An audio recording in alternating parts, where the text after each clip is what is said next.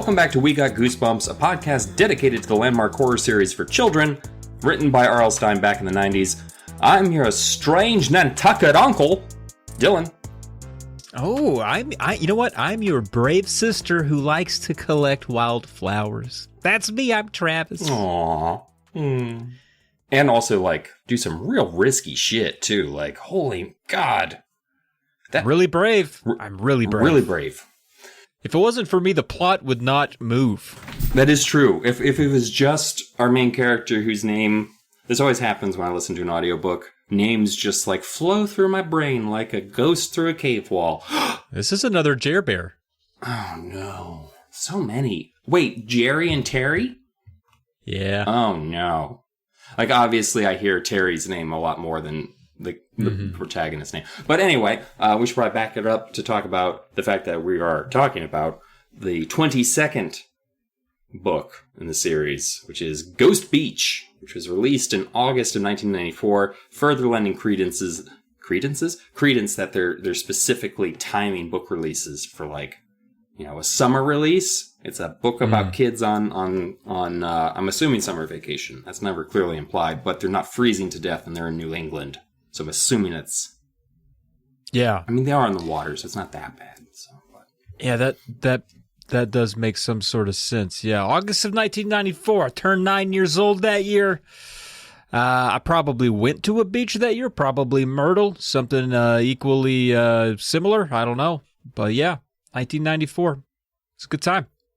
Didn't see any ghosts that year. No, I mean, maybe you did and you just never noticed it. How many times do you think people see ghosts and they just don't know they saw a ghost? There's all this stuff where it's the air gets really cold and your skin gets all goosebumpy and stuff. What if that's not actually true and, seeing a ghost is just oh, hey, Dave. And he's just I'm a ghost. It's a good point. Yeah. You never really know. I mean, I think the lady that lives near me now is a ghost because I feel like I'm the only one who's ever seen her and she wears all black.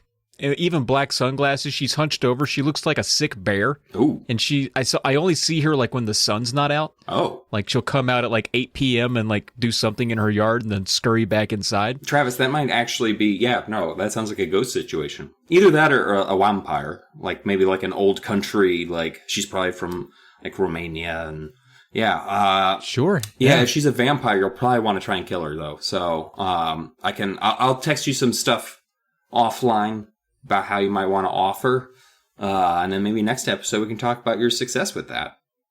Good. It would definitely get me out of mowing her yard. I do that out of the kindness of my heart. Yeah, so you're basically why her body was never discovered, is what you're saying. Because normally people are just oh, old Mrs. Crenshaw's lawn is overgrown and the mail's been... But every week you look like you killed her now. Because it's just I'm just covering up the fact that she's been dead for 5 years, just mowing the lawn. I get her mail, I take it over to the doorstep. If there's already a pile there, I just burn it. Oh, boy, yeah. Yeah, that sounds like crime's happening. But, when are we not talking about crimes on this show? And the smell of her home. Are you sure that's not just fresh baked apple pie? It could just be maybe she's cooking greens with roadkill in it. Maybe it's the South, so she's cooking collard greens and it's getting pungent. Maybe some tripe. Tripe doesn't smell too good. Some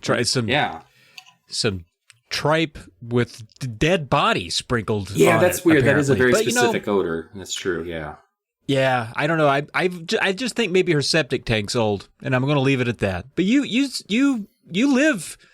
You're in Nantucket right now. You're reporting live from Nantucket. No, yes, sure. Yes, I'm right. I'm just right on Nantucket, Cape of Good Hope. I've never been to the Cape. That's the thing. I've never been to the area that they're describing. Really? Some coastal, quaint, the New England town. Well, I have been to Newburyport, I guess, and a couple of the more off the beaten path kind of towns. But yeah, I've never been down to the Cape. Newburyport is north. It's closer. If you're on your way up to Maine, you would go through Newport. Fun story. It's not fun at all. I'm just gonna say it. Maine is the only state in the Union that only borders one other state. So there you go. Oh, yeah? Yeah. It only borders New Hampshire. You have to drive through New Hampshire to get there. Yeah. Or, I guess, Canada if you're coming at it from the top. but has a lot of Canadians. That's fun news. Yeah, it's not. So you haven't frequented Nantucket, but it's so fun to say Nantucket.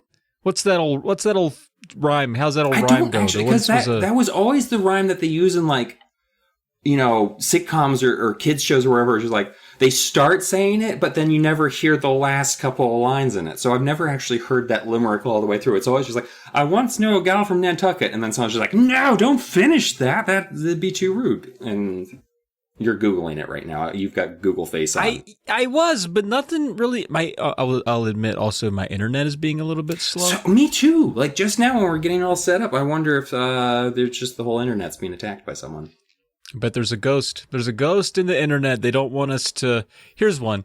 It says the earliest published version of There Once Was a Man from Nantucket, which is the opening line for many limericks, was in 1879. It appeared in Volume 3 of The Pearl, and it says, there was a young man of Nantucket who went down a well in a bucket. The last words he spoke before the rope broke were, "Arsehole, you bugger, and suck it." That's a real thing. That's a thing I just read on Wikipedia. So the humorous jape is that this man, on his way to his death, shouted 3 vulgar for the time words. Yeah. Just 3 nonsense. Yeah, because bugger is actually kind of a very rude word. At least my mom said. And I think that means actually like anally fuck someone. Like if you're saying like bugger, you're not just saying like screw you. You're saying like screw you up your tender butthole, which is wow. Yeah. I didn't see that coming, but I guess he didn't either. Boy. All right. Let's bugger off. All right. Well, we've gone there. Well, do you have any tangentially related tales? Most of my tales, it wasn't really a tale. It was just an observation I should share with you beforehand. The children at one point talk about New England grave sites. I feel very much that this whole book was written right after R.L. Stine went on a trip to Nantucket, because it feels very much like, oh, these are the flowers that are in the area. It's like, we don't normally get this level of detail from, it's like, you had a vacation and you want to write it off as part of your job. And you're just like, yes, all this research about Deadfinger or whatever that that root was. Whatever. I think it was Deadfinger. I think you're right. My only observation is like, yeah, a lot of Puritan gravestones do have a skull with little wings on it, and they're adorable. It's a very cartoony looking skull with some wings coming off the side of it. And it is a very Puritan thing where it's just like, there's a dead body in there. Like that is just the most Puritan thing that you could possibly have. It's just like, you know what, that guy's dead and hopefully he's in heaven. That's the wings. Like, we're not going to say that he went down. No, of course not. No, you want to believe. Yeah, for sure. Cool. Well, I guess, cause I don't, I live near a ghost. I've been to a beach. I don't know any ghost children. So I guess we could get to the cover if you want. Yeah, let's do it. Let's talk covers. Might as well. I think I like this cover. I think it does a good job. I don't think that this ghost is depicted anywhere in the book, but I do like I like the hoodie ghost. The ghost that looks like he hacks the mainframe. I like that. I like that kind of ghost. More of a what are those guys? The Wraiths. Looks like a Wraith from Lord of the Rings. I like that. I do like that. Or the Dementor. At first you were just like, it reminds me of a hacker. And she's like, you're such a fucking nerd. Like, not the Grim Reaper? Like, I mean, there's so many other... Just like, the first thing off sure. He reminds me of that character. What was that game where you're the hacker in Chicago and you hook into the mainframe? You can Watch Dogs. Yeah, Watch Dogs. You look just like the guy from... Oh, he's spooky on the cover. Yeah, I don't know. I don't know why. Yeah, it's spooky or whatever. I don't know. It doesn't have enough ties to the story directly, I think, is the... Yeah. It's literally a ghost on a beach near a graveyard. It's like he had 3 facts to work with. But I still like it as imagery. This is one that, I would allow to be a poster on my wall. Yeah, it's solid.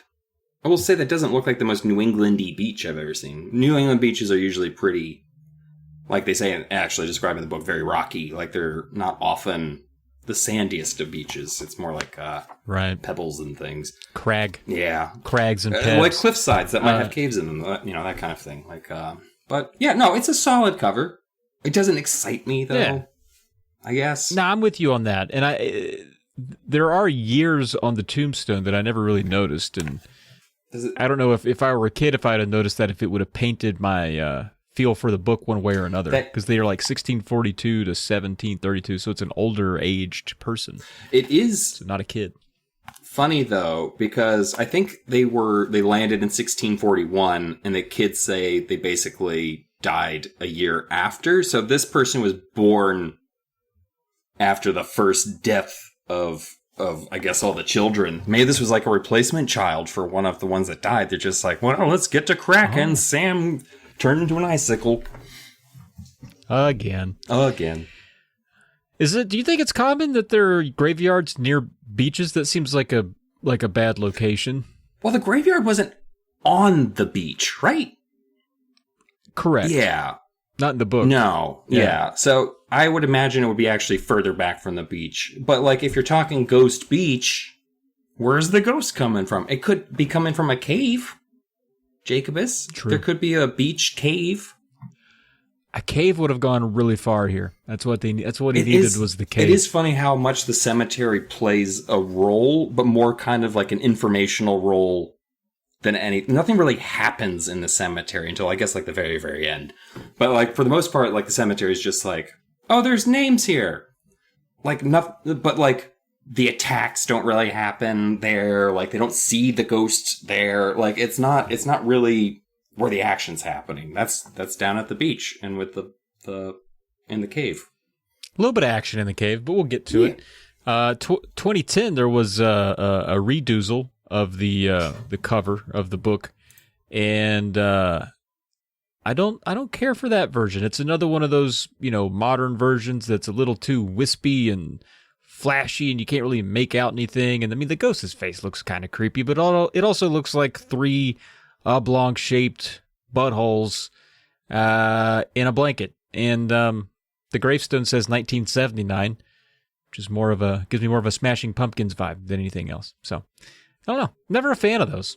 Yeah, there's only been like 1 or 2. Yeah, it also looks like one of the Zelda ghosts, maybe. It does. Like, where's his fucking lantern then? Gotta have a lantern. It's shackled. This is a ghostly shackle on that ghost. It's a little weird. Yeah. It's a little weird. But this graveyard at least is not on the beach, I guess. So there is that. The people who settled the town in this cover knew better than to bury their dead at the place where low tide happens. So that's good. Smart of them as well. Erosion happens, folks. You could just carry dead pawpaw right out into the middle of the water, which is fine, I assume. Critters will eat him there as well.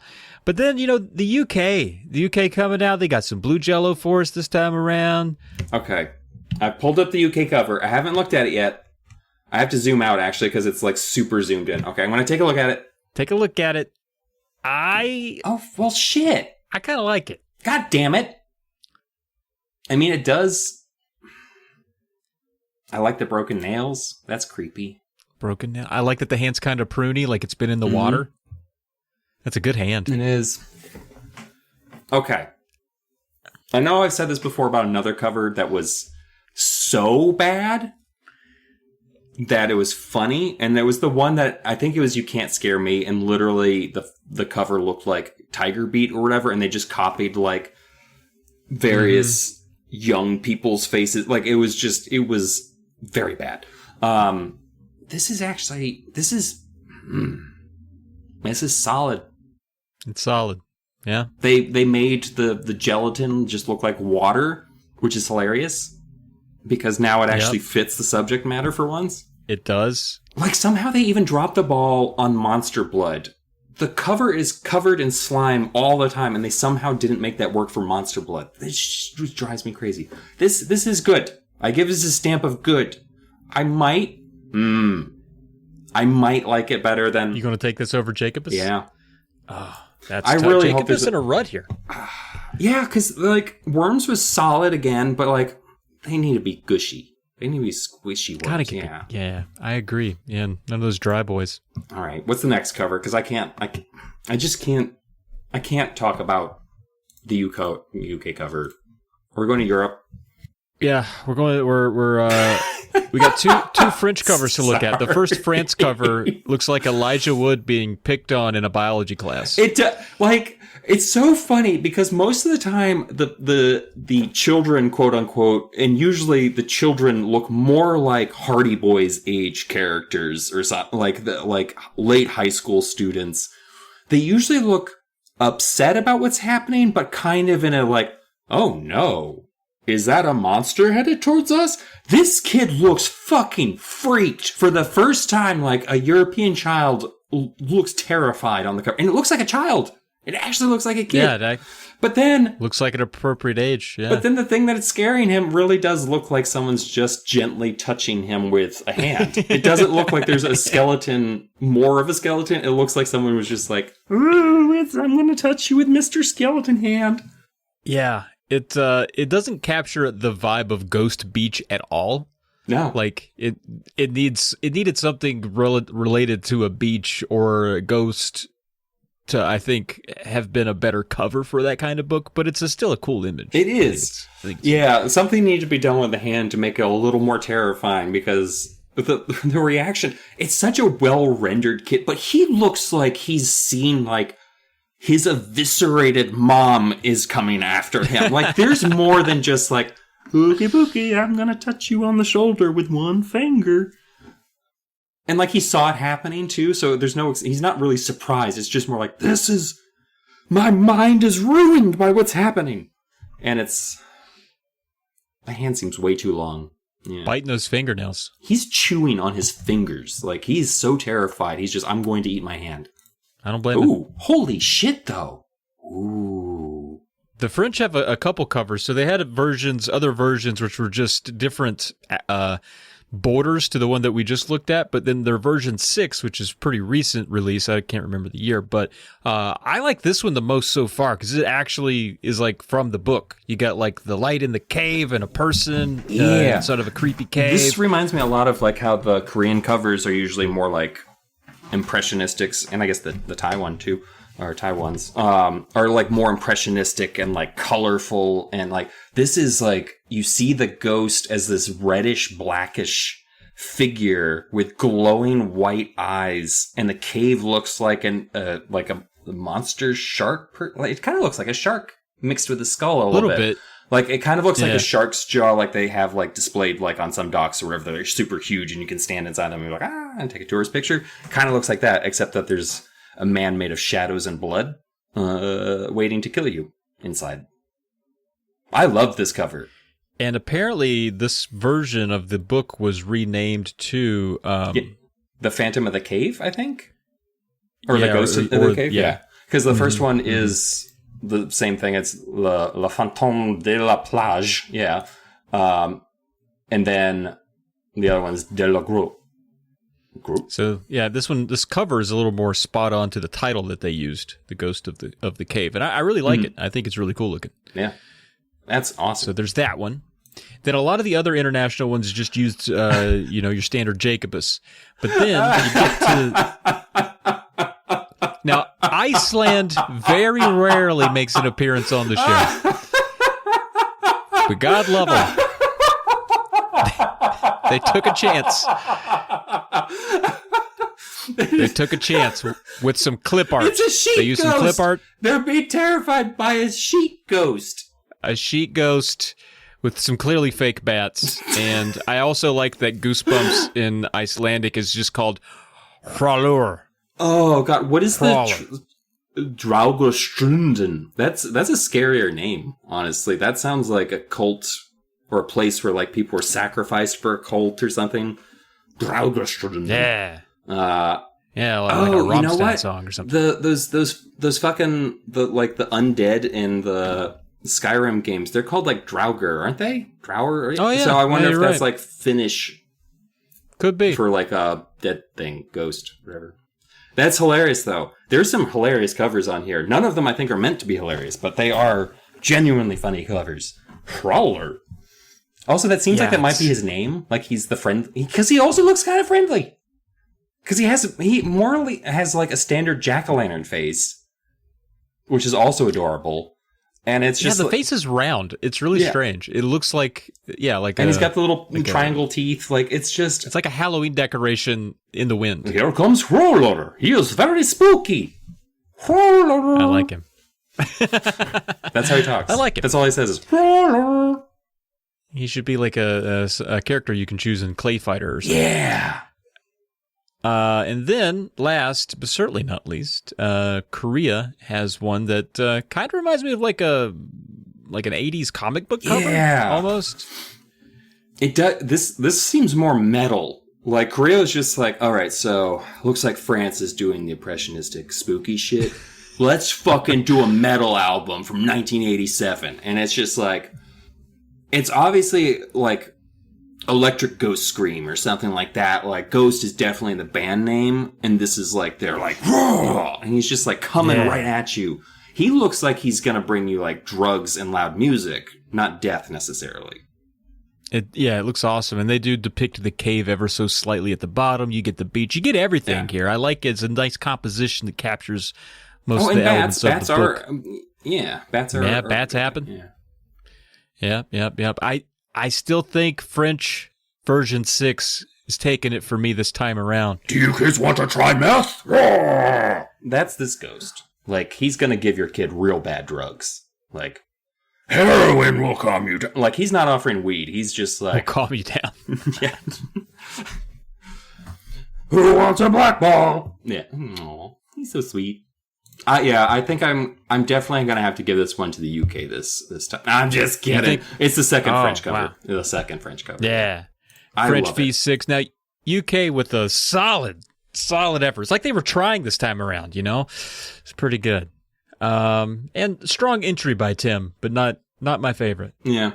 It kind of, you know what, it kind of reminds me, and this might be ominous considering what's next after this. It reminds me of the Mummy's Tomb cover, where all the elements are there, but like, okay, it's a fucking mummy. Who gives a shit? Like, you know, it's such a, you've done a classical horror movie mummy, but like, I don't know. I guess maybe I'm not too scared of like Grim Reaper ghosts haunting a beach. Maybe too. Like, he's not doing anything. He's just hovering over a grave. Like, it's like he didn't even make it that far. You kind of part your ass on your own grave. Like, this, make some effort. Come to me a little bit. Like, really, I mean, and we'll get to it, not to spoil the story before we get to it, but the scarier part is him actually, like, carrying the kids, or not, you know, not the ghost, but, like, a guy that was scaring them, taking them. Oh, yeah, you know, just a second like location. Any Goosebumps book, the real terror is the true crime story that somehow didn't happen every time. Yes. And I have taken a break from true crime, so I feel like I when I read this book, I was like, I don't know that any of these kids are going to be serial killers. What's wrong with me?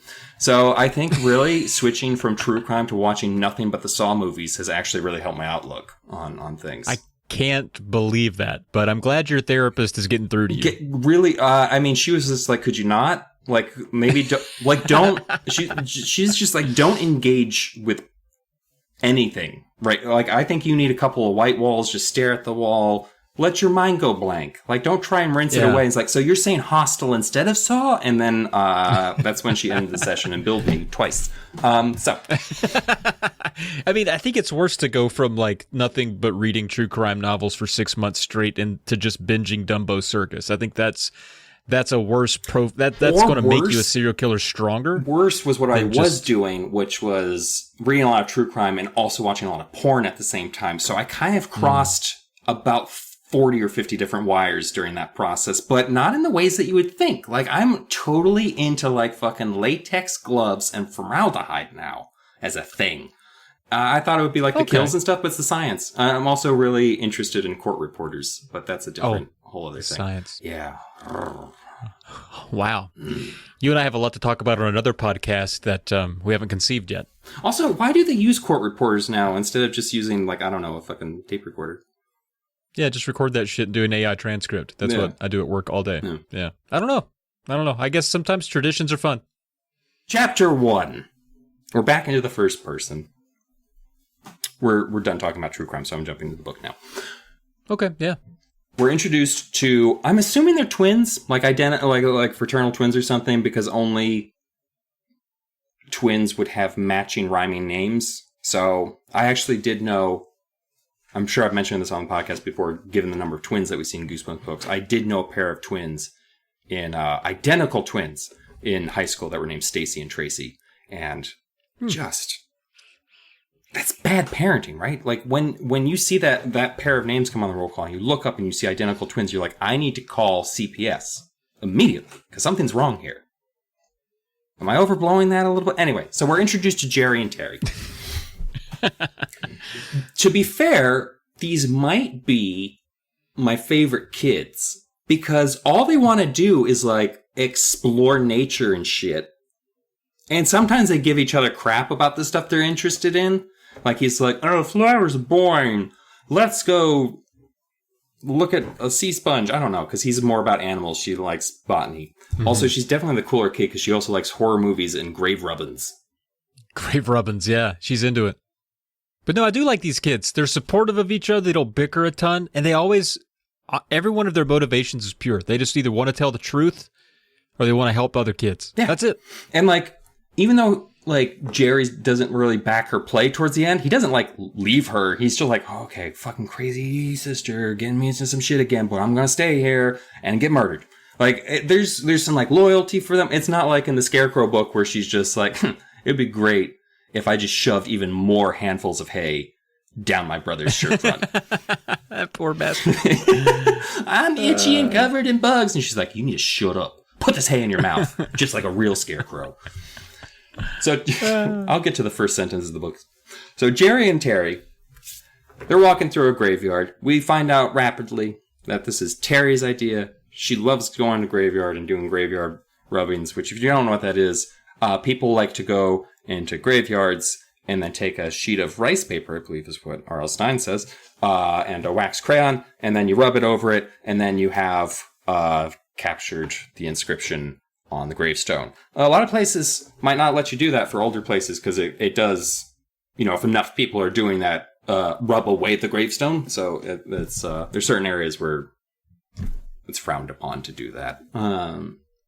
So Jerry and Terry are a brother and sister, and they're walking through a graveyard.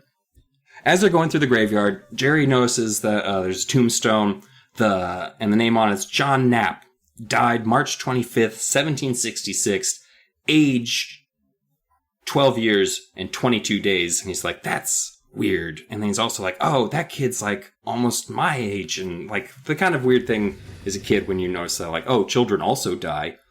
Yeah. Do you remember when you first found that? I think that was when I read Jurassic Park at 8 years old.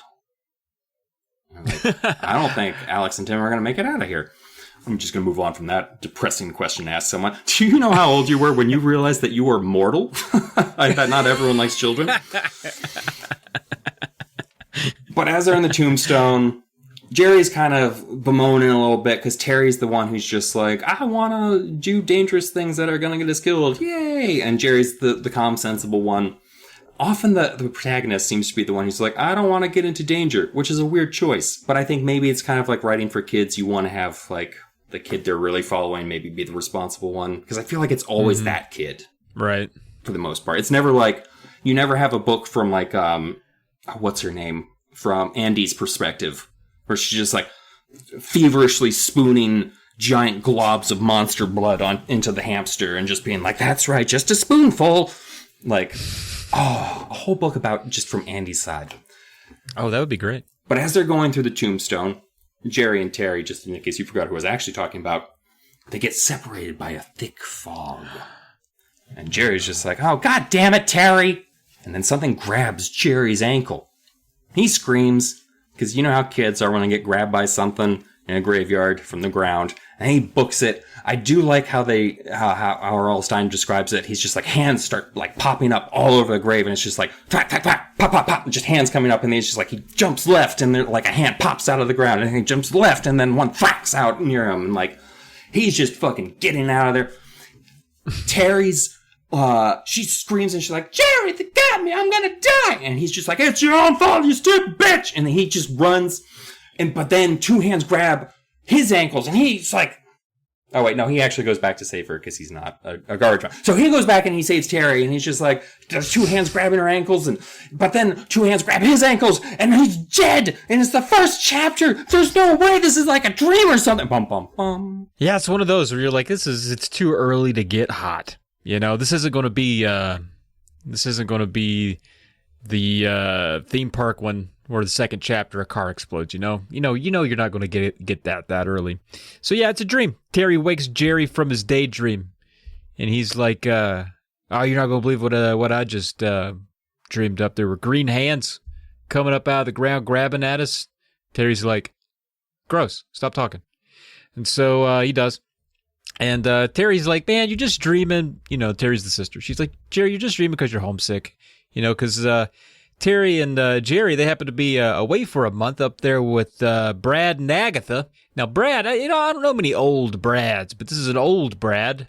An old Brad and, of course, an old Agatha. They don't make them any other way. And Brad happens to be the distant cousin of the family, all right? Again, these are older folks who's an old distant cousin, and they're up there staying a month with the old Brad and Agatha in New England in a cottage up there near the beach. And the kids, they don't mind it at all. They like getting out of the house. Hell, it beats a freaking hot New Jersey apartment. That was the only other option. Fuck that. Specifically Hoboken. Yeah, in Hoboken, believe it or not. It's where the hot apartments are the worst. So Terry's like, Jerry, let's get your mind off of stuff. Let's get out to the cemetery, huh? Relax. Let's head on out to the cemetery. And, he recalls his dream about things sticking their arms up out of the ground. And, because Terry loves old graveyards, as Dylan alluded to earlier. She likes that gravestone rubbing with the rice paper and getting those designs and stuff like that. And they happen through the graveyard there trying to kill some time, find some with some creepy symbols. That's pretty cool. And then they see another one here. It says it's got a last name with Sadler, and it so happens that Terry and Jerry's last name is Sadler, believe it or not. And they find a grave with the last name Sadler. And they're like, God dang, we related to this guy. He died in 1642, but maybe he's a distant old uncle. That's interesting. And then they leave. They're like, well, that was great. And so they head toward the beach. Jerry's like, I'd like to check out the goddamn beach while we're up here, Terry. And Terry's like, all right, let's go do that. I like to collect wildflowers. It seems like we could kill two birds here. And so they head on down toward the beach, and they're up in the rocks, and they're like, look out up there. You see that up there? It looks like a goddamn cave of some sort. Maybe like a fun place to hang out, maybe. A little cave up there. Caves are fun. And so they walk over to it, and Jerry's like, Jerry knows his sister. Terry's a real go-getter. Yeah, she's one to just jump into any fray. She likes adventure. She likes learning stuff. She likes solving the mystery. That's a big thing for her, is getting the answer. She wants the solution to anything. So she's curious about the cave. She probably wants to run into the cave. Jerry's like, I can't let Terry get carried away and get in that cave. But she shouts into the cave. She's like, I wonder if anybody lives in here. Hello? Hello? Does anybody live in this cave? Jerry's like, Jesus Christ, Terry. Calm down. Jesus Christ. Then they hear something in the cave. What is it, an owl? Huh? Is it a coyote? What's going on in there? So what's that goddamn? What was that? And then an enormous bat. Oh, Dylan, you wouldn't believe it. A big old bat. It's got red eyes and pointy teeth, and it swoops right down at him. Holy shit. Dum, dum, dum. Now, I don't know if you've ever encountered a bat in the wild, but they're fucking adorable and tiny, so I don't know what his problem is, but we find out what his problem is.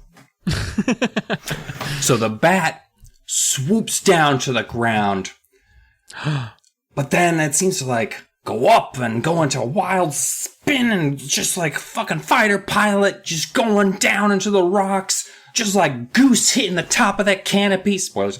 And like just hits those rocks. But as previously implied, Jerry likes animals, while Terry's a big old dum-dum and she just likes plants and shit. So Jerry's just like, I'm going to go check it out, because it didn't seem like there seemed to maybe something wrong with the old wing-a-ding. And so he starts climbing over the rocks to get near the bat, and Terry's just like, it's got rabies!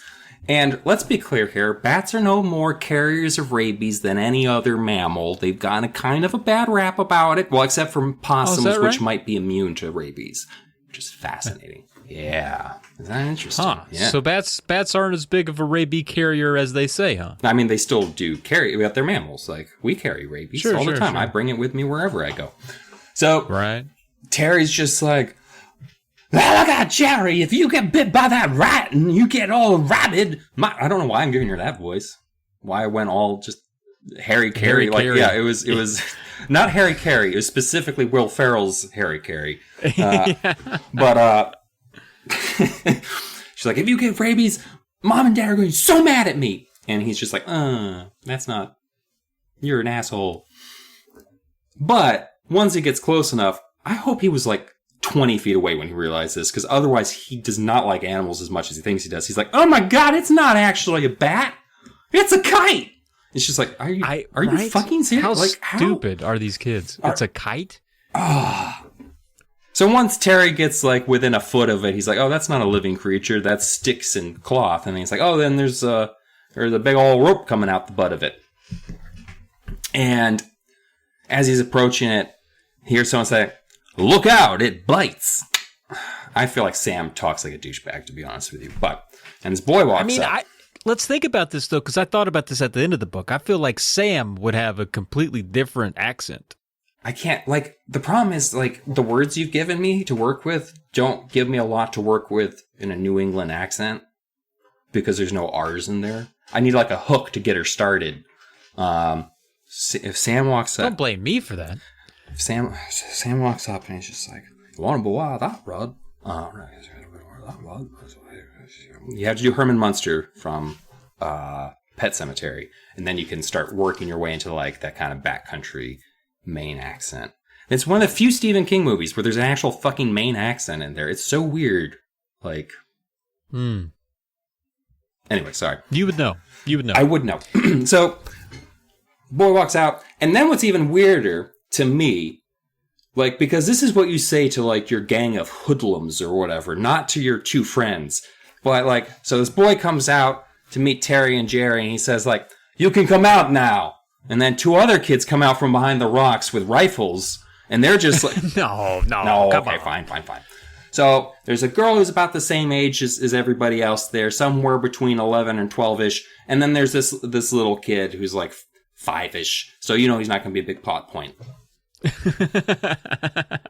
They start introducing themselves, and did you ever introduce yourself first name last name to other kids when you were a kid, or were you just like, my name's Travi, love me, what, or were you that's a good question. I probably just did first name. Yeah I wasn't going up to people my name's Dylan P. Charles, how you doing?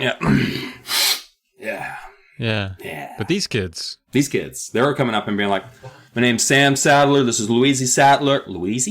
This is Louisa Sattler, and this is Nat Sattler. Nat is, you can remember this like I do right now. Nat's the 5-year-old, like a gnat. Small. And he does get picked up a lot and he's pretty adorable also. Yeah, except for the fact that he's ancient. And then Terry and Jerry are just like, oh my fucking God, you guys are named Sadler? Because that's our name. And they're just like, yeah, no, fucking gee whiz, motherfucker. Everyone is named Sadler in this town because the inbreeding was insane. And so it's basically the Sadlers kind of settled there. And you do kind of see that shit a lot in New England where there's a lot of the same names used over and over again because it used to be someone's name, like Braintree. Really? That's a common last name? Braintree? Well, back in the settlers, they were there's the Quincy's. Mm-hmm. They were a huge family. So there's a town called Quincy just south of Boston. And there's all these street names and place names and things that are just keep getting repeated over and over again, which drives you fucking crazy because you're in some random town and you're like, these are the same 6 cross streets, another town over. I have no idea where the fuck I am. And all the towns kind of bleed together around Boston. Yeah. You don't really know. It all just feels like when you drive from the center of Boston out, by the time you hit Waltham, you finally think, you're loving this conversation. By the time you hit Waltham, you finally hit oh, the town ended. But otherwise, you're just driving past houses and houses and houses. Anyway. Man. I don't know I'm mad about this. You seem upset. I do seem mad. I think it's because I'm overheating yet again. So the kids are kind of hanging out, and they're doing the thing that most kids do when they're hanging out near a large body of water in a book or movie, and they start skipping rocks. Oh, yeah. I don't remember skipping rocks a lot as a kid. But man, it's satisfying when you get one off, though. Oh, it's one of those things, when you get it, and you know, oh, perfect. So they're skipping rocks. They're just doing the general chit-chatting. And if you've read enough Goosebumps books, say if you've read as many as we have at this point, you're like, new kids, to town, talking to a bunch of kids that are already in town. I bet there's going to be some spooky shit brought up in this conversation. And so Jerry and Terry are like, hey, there's that cool cave up yonder. And they're just like, don't go fucking near that cave, there's ghosts! Bum, bum, bum. Yeah. Yeah. And they also ask if they believe in ghosts, and Terry's like, no. What are you, dumb? But deep down, Jerry doesn't say anything, but Jerry's like, I mean, people are all the time talking about ghosts, and ghosts kind of span cultures, and there's tons of ghost stories out there. I mean, maybe there's something to it. Maybe there are ghosts, right? He hasn't really convinced himself that ghosts aren't real. Louisa says, well, the cave might change your mind, Terry, because the cave chocked full of ghostesses. And then Sam and Louisa kind of leave, and Sam seems upset that Louisa brought up the ghosts, because she was the one that asked Terry, like, hey, you believe in ghosts? And Jerry had more questions. He's like, wait, what do you mean? Where are they? Ghosts in the cave?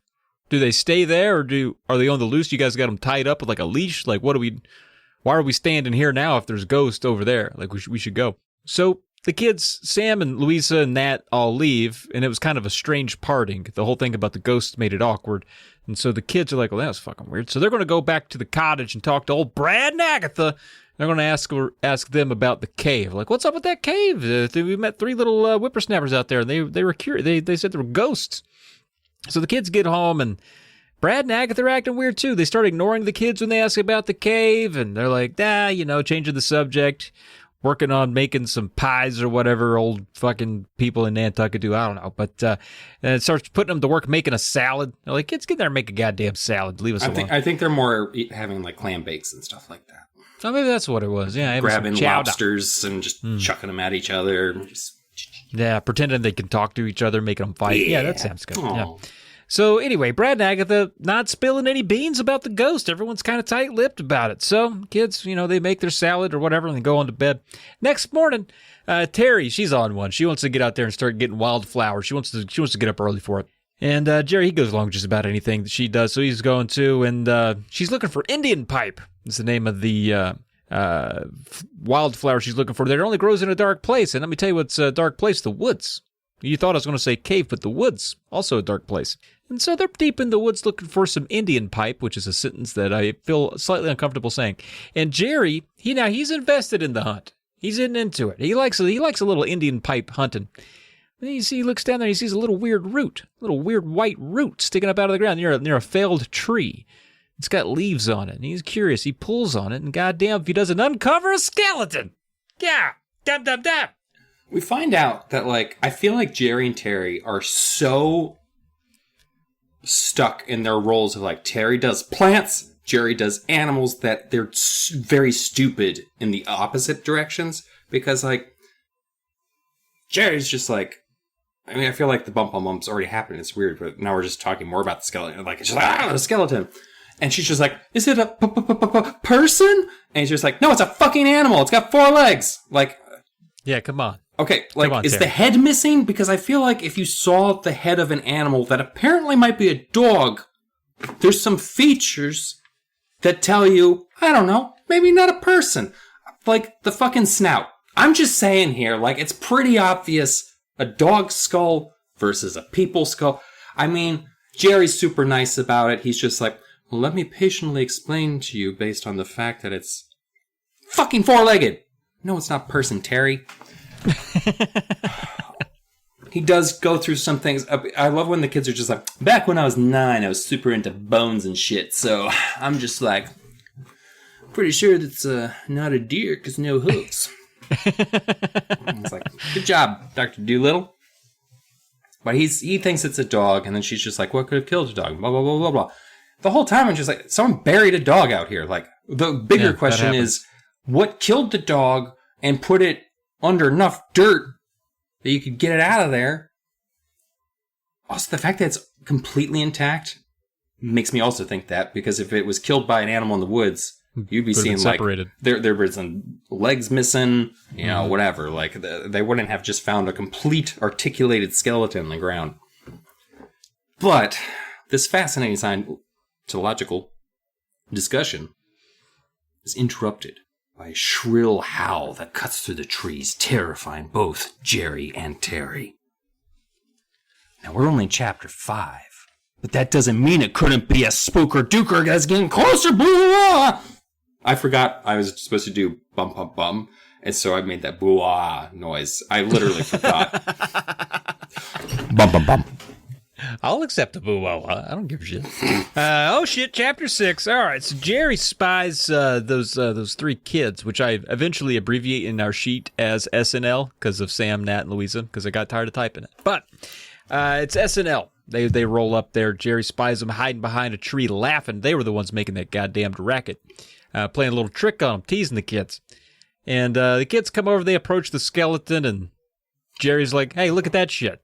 There's a goddamn skeleton right there. Check that out. And they're like, oh, God, what is that? Jesus Christ, dude, did you kill a dog?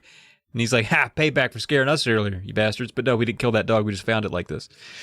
And Terry's like, I just learned that it was a dog. I thought it was a human for about 20 minutes. So Nat cries a little bit because he thinks he's like, oh, a body, a skeleton. Oh, no, that's not good because we're bodies with skeletons. It could be one of us. That's sad. And Terry's like, oh, calm down, little Nat. Let me give you a tissue from my pocket that I carry around. It's already wet. Don't mind that. Here, take it. And then Nat takes it, and she's like, listen, it's okay. It's not a person. It's a dog. And then Nat is like, oh, fuck, really? A dog? That's worse. I love dogs. I'm 5. And I just love, like, there, don't worry. It's something that all children love as opposed to, like, a random person. Like, the moment she said, like, a dog, he was picturing, like, Snoopy in that grave. Oh, 100%. Yeah. He's 5. And she's happy that she was able to tell him it was a dog because she, again, thought it was a person earlier. It's because she's not smart. But Nat eventually stops sniffling, gets to talking, and he's like, I know what happened. A ghost killed it. It was a ghost. Because dogs can tell if someone is a ghost and barks at them. And I was thinking, like, God damn, there's so many ghosts in my neighborhood. There's just dogs barking constantly, and it's probably Miss Lawson. But anyway. You know what's fucking creepy? That's Nat that brings it up. I know who killed the dog. We did. Maybe it's guilt that's making him cry that hard. He's just like, oh God, that's where we buried Rover. After we snapped its neck and drank all its blood. Classic Nat. The last bit of chapter 6 goes like this. Nat, Terry said softly. Maybe I should have said that softly. Nat, there's no such thing as ghosts. They're pretend. Sam stepped forward, shaking his head. You're wrong, he told Terry, narrowing his eyes at her. There are lots of skeletons in these woods, all because of the ghosts. He picks the bones clean and leaves them lying here. Give me a break, Sam, Terry muttered. Are you trying to tell us that there's a ghost around here? Sam stared back but didn't reply. Well, are you? Terry demanded. Suddenly, Sam's expression changed. His eyes grew wide with terror. There it is, he cried, pointing. Right behind you. Dum, dum, dum. The ghost. Jer Terror both scream. They're just like, my goodness. But guess what? It's just Sam. He's that old Joker kidder guy. Terry's just like, can you stop fucking around? Like, stop with the pranks and the japes and the whatevers. And Sam's just like, all right, I'll stop scaring you. And Terry's just like, I need to know more about ghosts. Tell me what you know about these dog killers. Because I think that's where she's really coming from. She's just seen Ace Ventura, Pet Detective, and she's like, I need to protect these fucking dogs. It would be, the timing's right for that, yeah. Mm-hmm. Yeah, and she's super into, like, mysteries and stuff, so I'm sure she's, like, wants to start her own junior Pet Detective League. But Sam's just like, I don't want to talk about ghosts anymore. Nat's a piece of shit, talking about dog killing and ghosts and stuff. We're gonna go eat our homework or wherever, and so they leave. Jer and Tara go back to their college.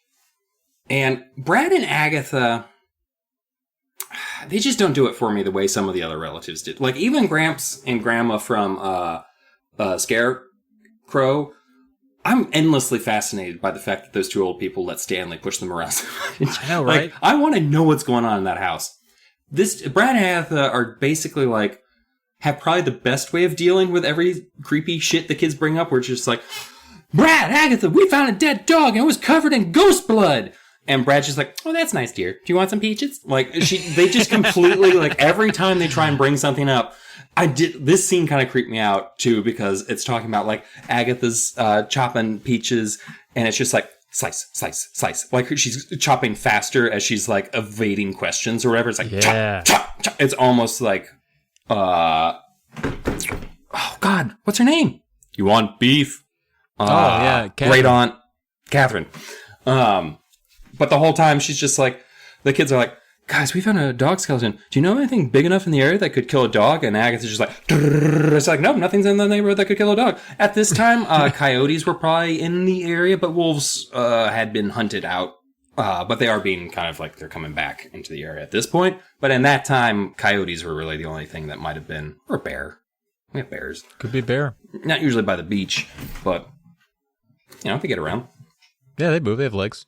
4. The whole time, like, they're just clearly like, oh yeah, nothing's wrong here. Everything, the town's great. No one's dead. Everything's wonderful. By the way, did you see that new real estate agent?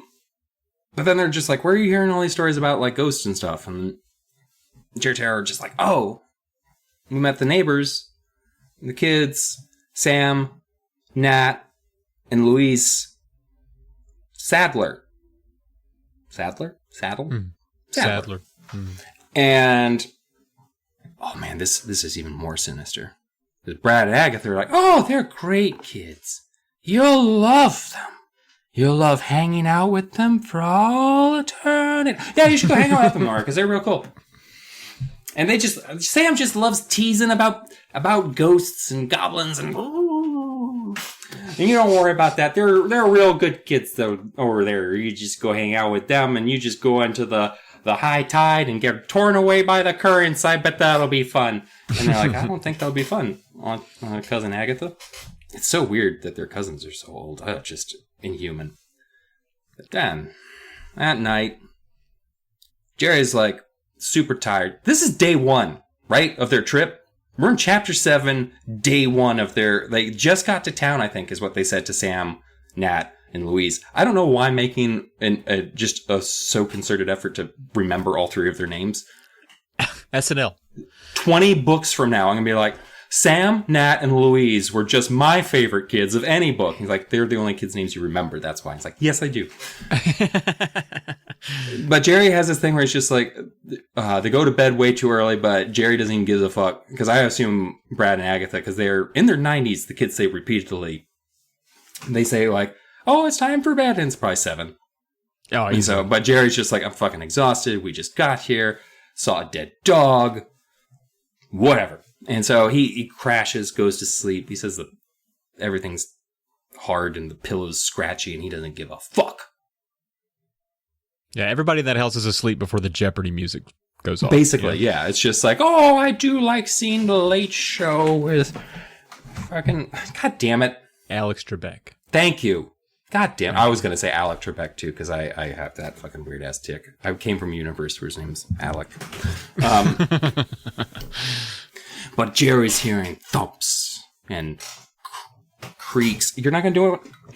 Creak, motherfucker. Oh, dude, the creakiest chair on the network, and it won't even do it on command? I need a Foley art thing. Oh, God damn it. Jerry hears thumps and creaks, and he sees something ghostly. A pale figure moved toward him from behind the curtains. Bum, bum, wow. Oh, that was a weird one. It was Terry. It was Terry. Oh. Yeah, a lot of nothing cliffhangers so far. It's getting agitating, to be honest. But she admits, she's like, I was having trouble falling asleep. Saw you tucked under your sheet because you were kind of scared. Yeah, I shot my shot. I came in here trying to scare the shit out of you. What are you going to do? I'm your sister. And he's like, I respect your game. I respect your game. I really do. So they get to chatting, and they decide that Louisa might spill more of the ghost beans if Sam's not around. Sam seems to have some control over the other two and doesn't like them talking about the ghost stuff. So she's like, maybe if we can get her talking without him around, we'll learn a little bit more. Terry admits, because Jerry's like, I thought you didn't even believe in ghosts. And Terry's like, well, I don't believe in ghosts, but there is something weird going on. Everybody's acting strange. He's like, all right. So Terry decides, I'll ask tomorrow. I'll ask Louisa tomorrow. and just assumes that they'll see the kids again. That's just how childhood is. It's just like, we'll be outside, we'll see them again. That's just how it works. So the next morning, kids plan to go swimming at the beach, maybe find some sea critters, and maybe find the other 3 kids. And sure enough, sure as shit, Sam, Nat, and Louisa come strolling up, and they look at critters together. It's kind of a nice outing, the kids. And Terry gets up the gumption and asks about that ghost. And I'm going to read from page 40 here. It says, I want to hear more about the ghost, Terry told Louisa. Nothing more to tell, Louisa replied. She glanced nervously at Sam. Had he warned her not to talk about it anymore? Terry refused to give up. Where does the ghost live? She demanded. Louisa and Sam exchanged glances again. Come on, guys, it has to live somewhere, Terry teased. Nat gazed toward the beach in the cave. A breeze fluttered his fine blonde hair. Important information. He slapped a green fly on his skinny bare arm. More important information. Does the ghost live on the beach? Terry asked. Nat shook his head. In the cave? I guessed. Nat pinched his lips together. I thought so, Terry said. In the cave. She flashed me a triumphant grin. What else? Nat's face turned red. He hid behind Louisa. I didn't mean to tell, he whispered. It's okay, Louisa told him, petting his hair. She turned to Terry and me. The ghost is very old. No one has ever seen him come out. Louisa, Sam said sharply, I really don't think we should talk about this. Why not? Louisa shot back. They have a right to know. But they don't believe in ghosts, Sam insisted. Well, maybe you can change my mind, Terry replied. Are you guys sure there's a ghost? Have you really seen it? For some reason, I really like that. Like, are you guys positive? Do you have a Polaroid of the ghost? Have you talked to it? Have you given it a gift? Anyway, we've seen the skeletons, Louisa said solemnly, which is enough to stop me in my tracks. We've seen the skeletons. Nat peeked his head out from behind Louisa's leg. The ghost comes out during the full moon, he announced. I would be like, shut him up. He's creeping me the fuck out. If y'all can get the little one to stop talking, he's bothersome. We don't need a 5-year-old delivering all...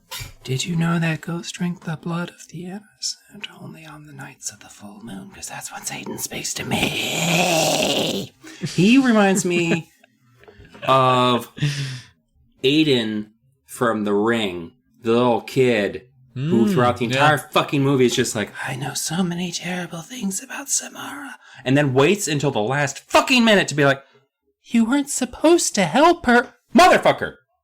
Clue her into that, where were you the whole time, Aiden? You were here the whole movie! Like, Naomi Watts was right there, and you were right there, and she's like, should I help this ghost? And you're like, oh, I don't know. It's like Dumbledore not helping Harry Potter enough. It's like, come on, man. You have answers. Are you just now... This is the second time you've mentioned Harry Potter, and I feel like that's... No, I haven't read those books 1,000%. Okay, yeah, that's just a huge increase for you. I'm sorry, I'll take it back down. If you start mentioning Star Wars, I'm going to shit myself, I think. Oh, that might be fun. Please don't. Okay. No. So the ghosts come out during the full moon, he announced, and then Louisa says, we don't know that for sure. He's been in the cave up there forever. Some people say for 300 years. But if you haven't seen him, I said, how do you know he's in the cave? You can see the light flickering, Sam replied, which is funny that Sam's now given into talking about it. So you can see the light flickering. Oh, shit, I brought it up. Fuck. And then, a light, I hooted. No one's ever hooted in a Goosebump. This is our first hoot. A light, I hooted. Give me a break. That could be anything. It could be a guy in there with a flashlight. Louisa shook her head. It's not that kind of light, she insisted. It's different from that. Well, a flickering light and a dog skeleton aren't enough to convince me, I said. I think you're just trying to scare us again. This time, I'm not falling for it. Sam scowled. No problem, he muttered. You don't have to believe it, really. Well, I don't, I insisted. Sam shrugged. Have fun, he said softly. He led his brother and sister back toward the woods. Sam, getting a little bit of an attitude there, but, I don't know. They seem, pretty adamant the ghost exists, and Terry and Jerry aren't quite buying it yet. Now, Terry's upset that Jerry upset Sam and the gang and had them leave because she was like, I think we were getting somewhere, Jerry, and you fucking flipped out there. You cost us points. See, I'm so in on Terry where she's like, I don't even give a fuck about these kids. I need to learn more about this fucking ghost bullshit. Like, she's not like, don't make Sam and Louise mad at us. She's like, I need more information, you little fuck. Stop cocking up my deal. Yeah, pretty much. And she's like undercover, and he's just like, we're cops. And she's like, shut the fuck up. No, I love ghosts. They're great. I love touching them. Tell me more. Yeah. Jerry still thinks the kids are teasing. He's like, I don't think there's anything to this. Well, they get back to the cottage. Agatha says, hey, Jerry Bear, beach towel is missing. Jerry's like, shit, I must have left it at the beach. I'll volunteer to go back for it. So he runs back down to the beach. And at the beach, he looks around, no towel. Looking around, no towel. But he does look up to that cave, sees a light flickering up in there. And he thinks, I guess Sam's up there messing with matches. Huh. I'm going to go scare him. All right, he's probably messing with us. I'll mess with him back. And he wonders, should I climb up and investigate the light in the cave? Bum, bum, bum. Jerry looks up at the sky and sees a nearly full moon. And he thinks about what that creepy child told him earlier. Don't forget Jerry and Terry. The blood-eating ghosts only come out when the moon is full. And so, I guess Jerry's just like, well, it's not quite full, so I might as well get her on up there and investigate, because moonlight keeping the... So he's starting to climb up, getting up there. Then there's a fucking landslide. He's rolling down the hill. Huge rocks, just, it's horrifying. He doesn't know which way is up. It's awful. By the way, if you're ever in an avalanche, a snow-based one, I think in a rock-based one, you don't really get to enjoy the after effects as much as with a snow-based one. The big problem is figuring out which way is up and which way is down when you're fucking all turned upside down. And I like to take a minute and wait, shit, that's the lyrics to fucking Fresh Prince.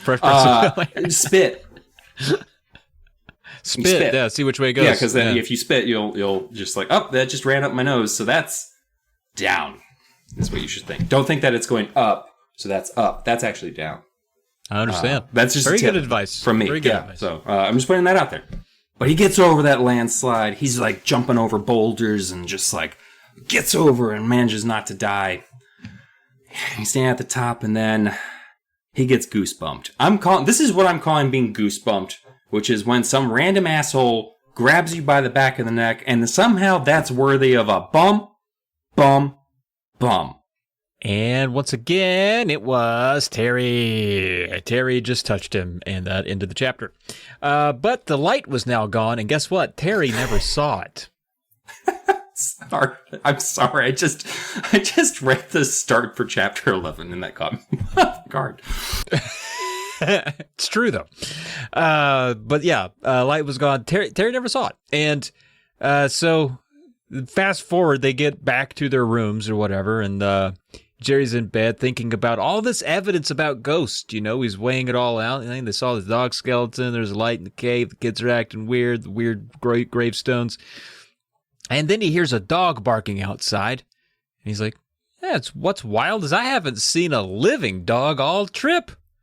And he thinks back to Nat talking about how dogs recognize ghosts and bark at them. And so the next morning he wakes up, he tells Terry about the dog. He's like, I heard a dog barking outside. And she's like, great. Yeah, dogs do that. Now, they head back down toward the beach. She's not impressed. They head toward the beach. And they Even see a plant lover like Terry knows that dogs bark. Thanks. And also wear shoes and look like people. They head down toward the beach, and they see old SNL working their way down there, Sam, Nat, and Louisa. And Jerry, he's like, I'm going to run down there. He runs down there to tell them about that flickering cave light. Like, hey, guys, you're not going to believe it. You guys were talking about the ghosts in the cave last night. I saw a light flickering up in there. What do you think about that? And they were just heading out fishing, the three kids. And so they decide to sync up for some fishing. And Sam today's a little friendlier. You know, he's taking his time showing Jerry how to fish with the pole, and he gives Terry a turn. So Sam's out there showing Terry what to do, and a bit of hilarity ensues. I enjoyed this specifically. I'm going to read here. It says, Terry started to cast out her line without any help. I was about to accuse her again of showing off, but Then her fishing line got tangled in the tree branches above us. That got everyone laughing, especially when the bait fish squirmed off the hook and dropped down into Terry's hair. Terry shrieked, thrashed her arms, and swatted the fish into the water. Sam collapsed with laughter on the rock. The rest of us laughed too. We were all sprawled out on a big flat rock just laughing. And this seemed like a good time to bring up the cave. So guess what? I started last night. I came down to the beach and I saw that flickering light we were talking about in the cave. And Sam's smile faded instantly. He's like, "You did?" And Louise's eyes grew wide with concern. You didn't go in there, did you? Please say no. No, I didn't go inside, I told him. It's really dangerous, Louisa said. You shouldn't climb up there, really. Yeah, really, Sam quickly agreed. His eyes burned into mine. I glanced at Terry. I could tell what she was thinking. These kids were really frightened. They didn't want to admit it. They didn't want to talk about it. But they were terrified of the cave. Why? I only knew one thing for sure. I had to find out. I just like how there was a fun time being had for once, and then Jerry's timing just ruins everything. He's like, "Yeah, that's a good time, guys. So we're back." Anyway, goes to the cave last night, and everyone's like, "Oh, okay. All right, going to be like that, huh? We're just going to pack up and leave. Fishing's over." Dumb. So, I'm just going to read the script note here for Chapter 11. This is how Chapter 11 begins. Brad eats corn like a psychopath, which should be fair.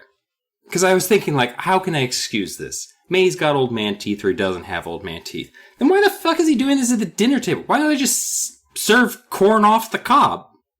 If old man Brad can't handle it.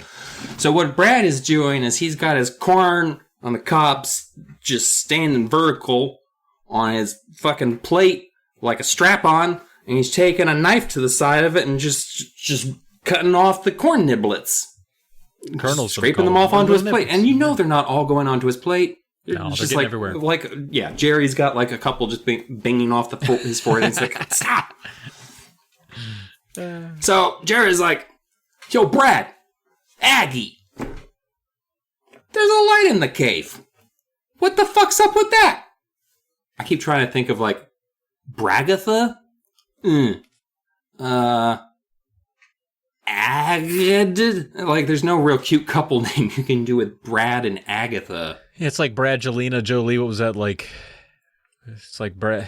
Yeah, it is kind of like Bragatha, I think. Yeah, Bragatha's the best we got there. So Bragatha, they're just like, whoa. Lights in a cave. You know what that shit is? Northern Lights. In the caves.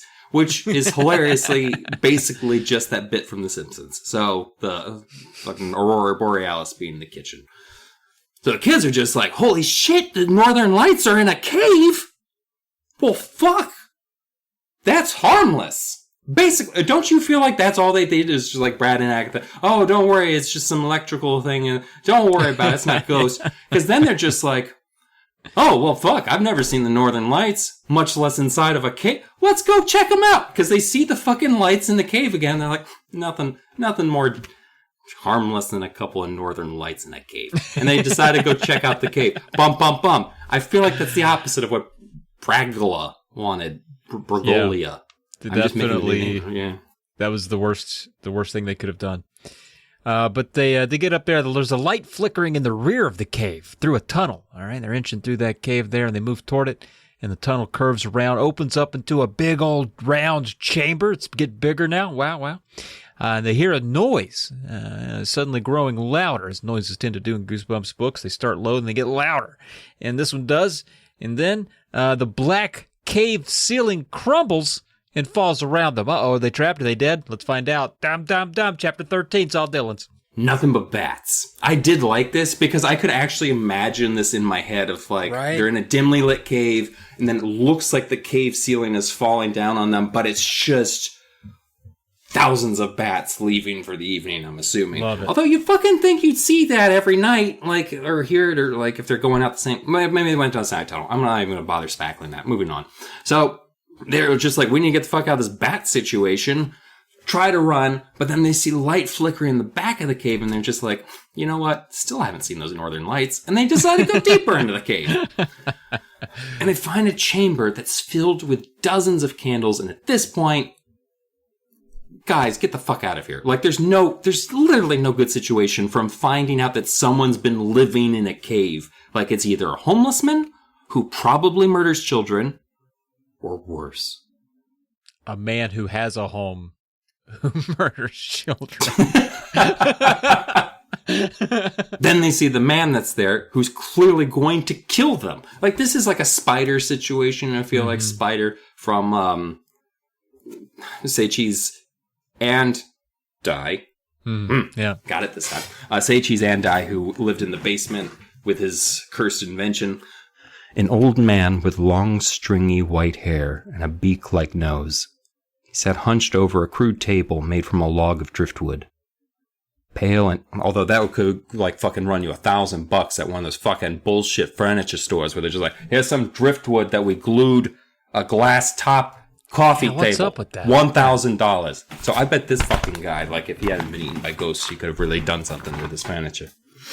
There, that's a fucking... Like, that's when I get in my New England, when I'm just like, oh, don't worry, I can say furniture. It's all day long. Furniture. There's no R's in furniture. Did you know that? Where the fuck was I? Pale and terribly thin, his worn shirt hung loosely on him. His eyes were closed. Shadows played over him. He seemed to flicker in and out with the candlelight, as if he were part of the light. Part of the ghostly light. Terry and I froze, staring at him. Did he see us? Was he alive? Was he a ghost? His eyes opened. Large, dark eyes sunk deep in their sockets. He turned to us, stared back at us with those frightening sunken eyes. Slowly he curled a bony, gnarled finger. Come here. Oh, God, can't do that voice for very long. I thought you were leaving us hanging there. That was nice. No, I was trying not to fucking cough blood onto the microphone. His voice was a dry whisper. Dry as death. Yeah, it was. You cunt. Oh, sorry. Dylan. Silly Billy. Before we could move... I fucking hate you. And before we could move, he rose up from the chair and began to come for us. Sorry, do you want me to read that in a way that doesn't sound like he's coming on them? And began to come for us. Bum, bum, bum. Oh my gosh! What a twist! Is that the ghost? Let's find out. Now the kids can't run or scream; they're kind of paralyzed with fear. We've all been there. Just like fucking Stitch, Twigs. Sticks. Where the fuck that kid's name was, and who was the heir of Stanley? And Sticks. Stanley was chanting, and Styx was just like, "No, I'm frozen."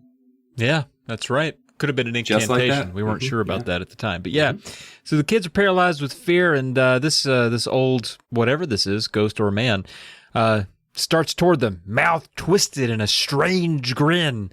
And the kids, at this point, they're like, ah! And they run. They bolt. And he chases them. And so they're running back through the cave trying to get out. And Jerry, he turns back to look because, you got to see how, sometimes when you're running, you're like, am I creating some separation? Am I pretty fast? And he turns around and he's like, nope. He's right on our ass. It's just a fucking rubber banding. Like he's just once you get into first, they're always gonna be right over on your rail. But then he trips on a jagged rock, falls like an idiot, and then before he can scramble to his feet, he sees the ghost's bony hands come down and reach for his throat as the cover of the French book depicted. Dum, dum, dum. Tap, tap, tap. Woo! Terry screams, sorry. Jerry scrambles, escaping the outstretched arms of the ghostly maybe man ghost. What if he was half man and half ghost? They book it out of the cave, down the bank, along the beach, over to Bragolita's cottage. Agatha comes out, and they're just like, "Did you find it?" And Terry and Jerry are just like, "Oh shit, does she know about the fucking ghost pedophile in the cave?" Like, the ghost? And she's just like, The fuck? No, the towel, you little shits. I only have 2! And there's one for me and one for Agatha.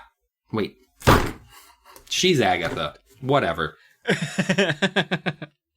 Terry and Jerry, for some reason, find this hilarious that Agatha doesn't actually want to know about the ghost and she just wants to know about the towel. Because they're super scared that Brad and Agatha are going to be like, even though at best, they've been like, you should definitely go to the cave and look at the northern lights. Like, that's as, like, they haven't been, like, super, like, don't talk about ghosts. They literally say, like, Sam just likes to joke about ghosts are fun. Just go out and play with them. What's the worst that could happen with ghosts? We're concerningly cool with ghosts. It's almost like we're hiding a secret about ghosts. They don't want to tell Bragatha about what's going on because they're super old. And it might kill them, I guess. I don't know. They don't want to stress them out. They don't want to get in trouble. They're their cousins, though. Like, what can your cousin do to you? It's like you're basically just bunking with, like, cuz. Like, oh, you're going to be in real trouble. It's like, what? Because you're 90? You're still my cousin. You have no authority over me. Yeah. Slap her. So, we can't sleep. He wants to tell him about, like, we didn't go there. See the northern lights. We thought there might be a ghost. But then... here's a tapping at the window. A wooden window. Because I don't have a glass nearby. Oh. Yeah. And then a ghostly whisper. Come here. The ghost had followed him home. Bum, bum, bum. Oh, no. Funny story. This actually is funny. Back in a lot of areas, especially Italy, during long ago times, like medieval periods, like hundreds and hundreds of years ago, they believed that places would get haunted because a person's spirit after they died would be like, well, time to get home now that I've been buried. And then they just march their way on back home and then haunt the place that they used to live. So there was a lot of traditions that were like, we can't let Uncle Dave find out where he used to live because he'll fucking haunt us for the rest of the time we're living here. So they do stuff like brick up the old door and build a new front door. Oh, to trick the ghost? Yes! But what happens to Uncle Dave then? Does he wander like, it was right here, my door? Is he too stupid to walk around the side? Bro, like, the amount of folklore about supernatural creatures makes you think, like, they're rock stupid to a man. Like, vampires in some cultures are so obsessive compulsive that you can, like, throw small things in front of them and like, fuck! And then they'll have to stay and count them all. Like, I think, honestly, the count from Sesame Street may actually be based off of, like, a real thing that, like, vampires are super, like, into counting. I think in, like, some fishing villages, like in Greece, they would bury potential vampires with fishing nets filled with knots, and then the vampire would spend all of eternity undoing all of these knots. Like, stuff like that. It's amazing. But it's also just like, why were you scared of these things? Like, it sounds like pretty easy to deal with, when it's just like, oh no, here comes Vlad. Scatter some rice in front of him. He's like, no! And then he starts picking up each grain of rice, and you're just like, all right, I'll see you in turn them into months. Ground beef and burn them. Yeah. Well, it's actually really hard to burn a human body. We can talk about that later. Okay. That's a different book. Bum, bum, bum. Ghost had followed home. Bum. Yeah, sorry. I kind of ruined the cliffhanger again. No, it's all good. It was a great cliffhanger. I appreciate it. Tap on the window. Ends up being Nat, the little 5-year-old boy. How'd he get up there? He's on Sam's shoulders. So and this is cute because they describe it as him being like, I'm a small child and it's adorable. Like, he's pretty excited. And like Terry and Jerry are just like, oh, look at the little round face, little fuckle. Why are we not a murderous ghost? Yeah. So they've come and knocked on Jerry's window late at night. Sam has Nat on his shoulders. Louisa's nearby. She's like, oh, I'm here too. Don't forget about me. Sam insists to Jerry, he's like, listen, man, we weren't trying to scare you or anything. That's why we were tapping on the window ever so slightly and whispering, to be honest. We didn't want to startle you. We're just curious. We saw you running from that cave earlier, and we were like, wonder what Jer Bear was up to. So we just came to ask some questions. And Jerry's like, get on in here, you rascals. They climb on through the window, and they're talking to him. And Jerry tells them what they saw. Now, at this point, Terry's not in the room. She's in her own room. Jerry's just hanging out talking to the kids. And then I'm going to read the passage here, last part of chapter 16 here. It says, finally, Sam climbed off the bed and walked to the window. We didn't want you to know about the ghost. he said, softly, tossing back his brown hair. Why not? I demanded. Sam hesitated. We didn't want to scare you. I let out a scornful laugh. You scared Terry and me just about every time we saw you. That was just for fun, Sam explained. But we knew if you found out about the ghost. His voice trailed off. Have you seen him too? I asked, pulling my robe tighter around me. Okay. All three of them nodded. We stay away from there, Nat told me. There's your chair. Scratching his arm. The ghost is too scary. He's really dangerous, Louisa revealed. I think he wants to kill us all.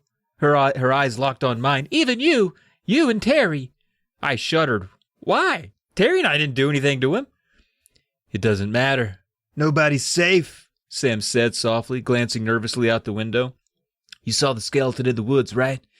That's what the ghost will do to you if he catches you. He'll turn you into a dog skeleton. It's fucking wild. He fucking transforms you into a dog, and then he murders you like a dog. It's wild. He did say that last part. I shuddered again. I was really scared now.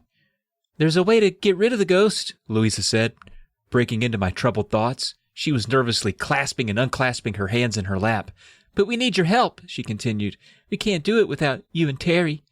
I swallowed hard. What can Terry and I do? I asked. And before she could answer, we heard creaking above our heads, voices. Had we awakened Agatha and Brad? Bragatha? Louisa and her two brothers hurried to the window and lowered themselves to the ground. Meet us at the beach tomorrow morning, Sam instructed. I stood at the window and watched them disappear into the woods. The room fell quiet again. The curtains fluttered gently. I stared out into the gently swaying pine trees. How can Terry and I help get rid of an ancient ghost? I wondered. What can we do? Huh. Dumb. Next morning, Jerry wakes up and he goes to Terry. He's like, hey, those fucking kids are like super creepy. They stopped by last night.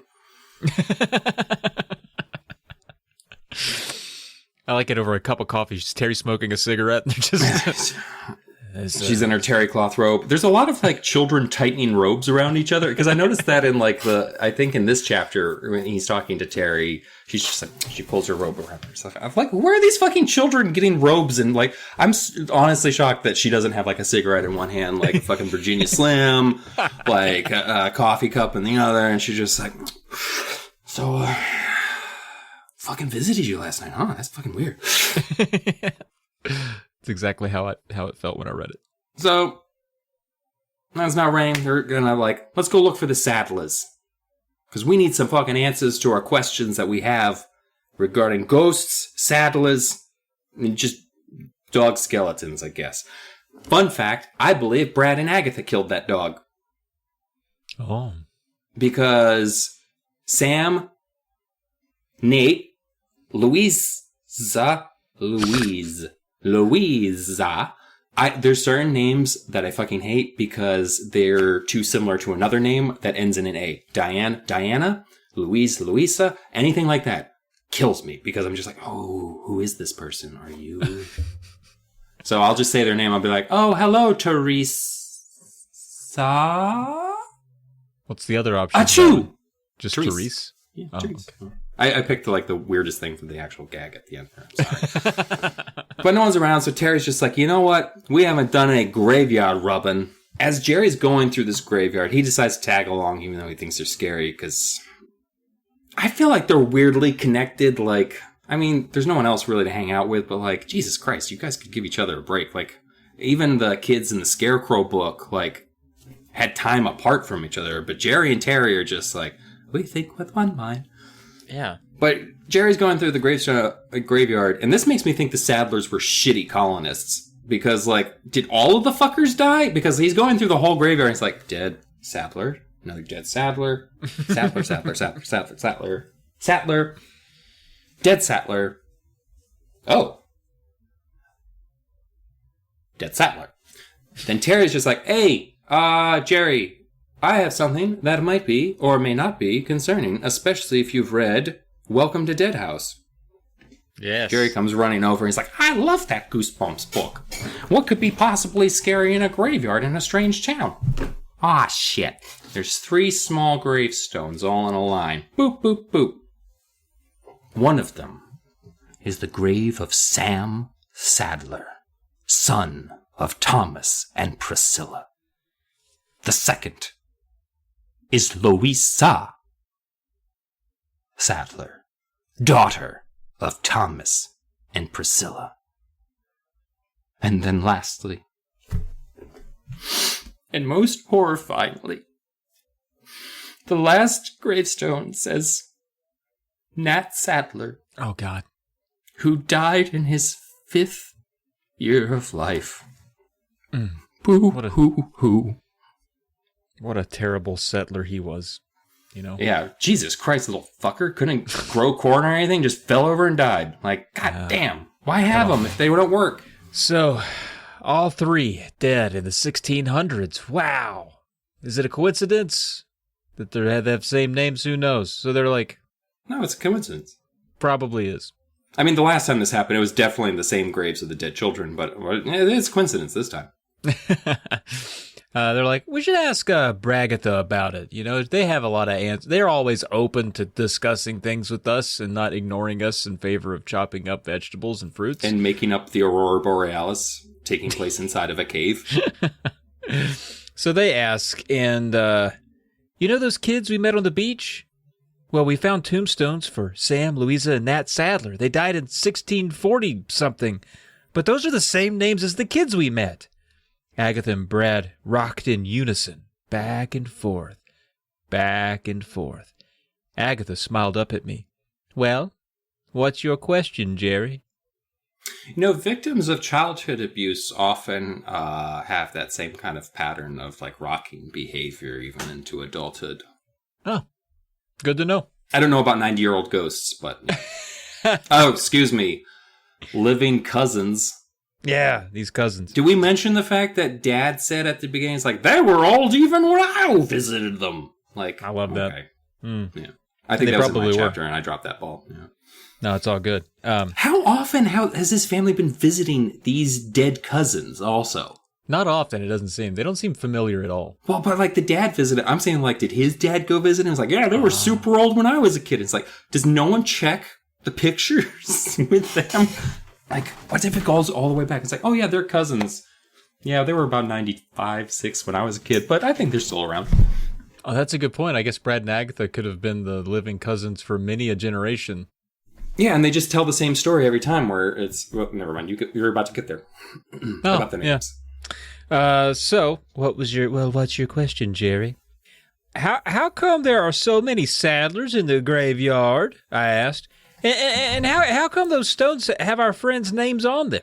Good questions, Brad muttered quietly. Agatha smiled. It's nice to see you're both so observant. Sit down. It's sort of a long story. Terry and I dropped down to the grass.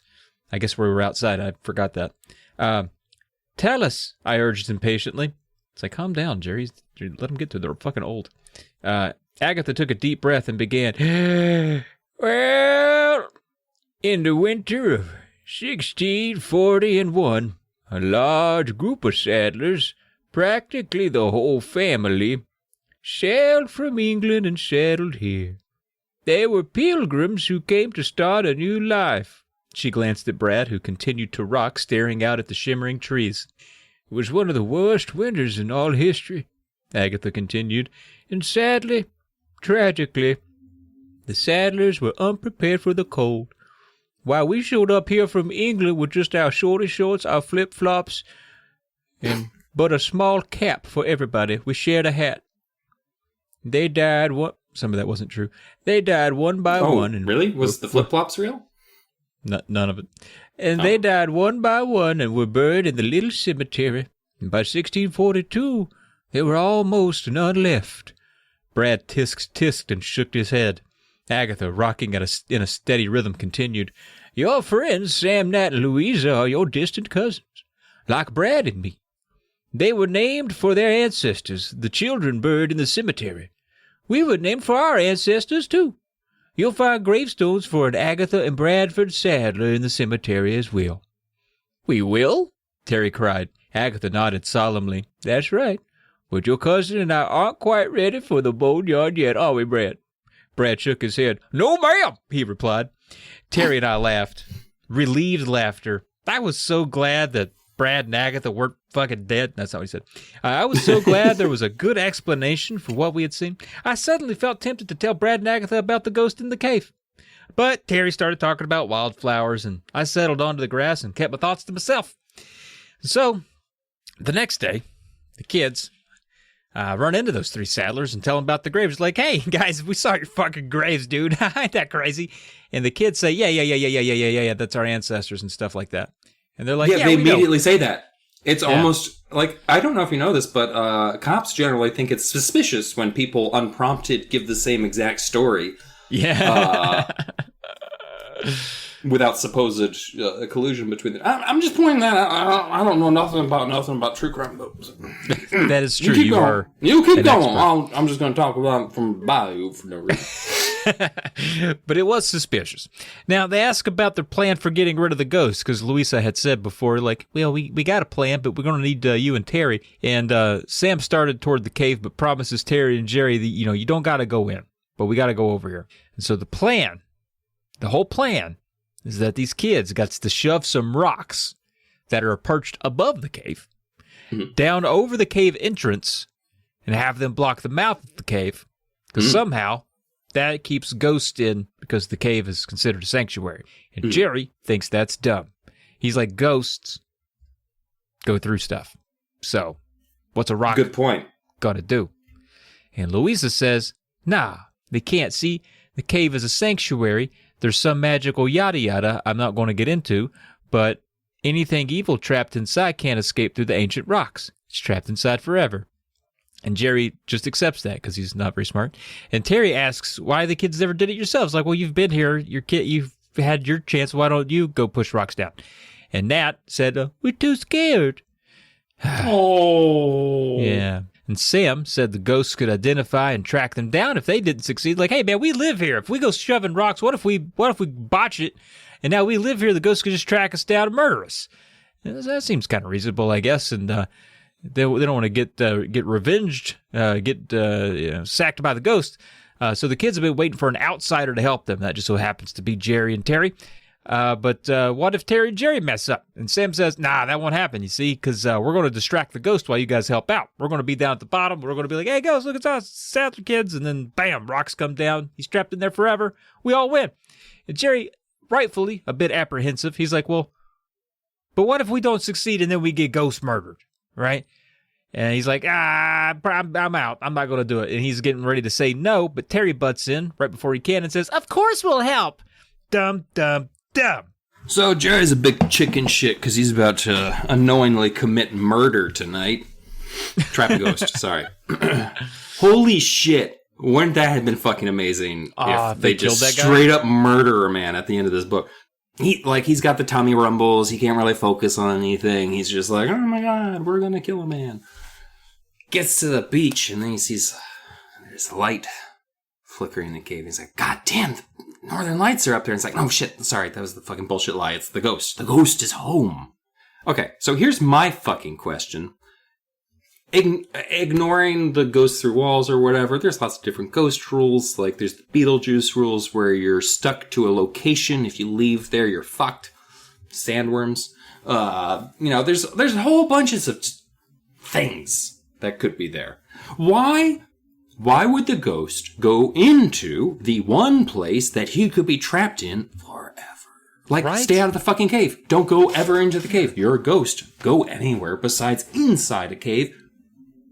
I'm just saying, maybe it's not the truth. Jerry and Terry have a very complicated plan given to them by Sam. Like, all right, you're going to go up into the cave. We're not up into the cave. You're going to go up above the cave where the rocks are. We're going to stay literally as far away from the cave as humanly possible, or as ghostly as possible, while still remaining in visual range. So that you think that we're going to do what we said we did, but we might be chicken shit. And Jerry and Terry are like, that sounds suspicious, but okay. They climb up onto the rocks. They get up to the top. And this whole time I'm like, oh my god, they're really about to kill an old man. I did not know it. And you think at one point, Jerry and Terry would be like, if he's not a ghost, and he's a human being, this is murder. Like, at any point. No, never crosses Like, my mind. if they're wrong, and this wildly implausible plot is false, murder. Mm-hmm. So, Jerry and Terry are up top, and then look down, and they see the three kids, Sam, Nat, and Louisa, waving frantically, and then fucking booking for the woods. And she's like, okay, so they're like the worst criminals. Like, these are not the guys you want to get into a heist with. Not helpful. They turn around, Jerry and Terry turn around.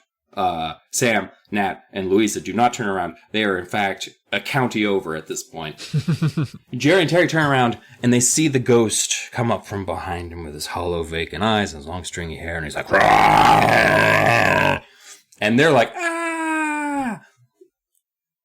But then he just grabs Jerry and Terry, which, okay, so corporal. And then, in the dry whisper, he says, "Come with me." Bum, bum, bum. And then Dylan died again of dry whisper of doom syndrome.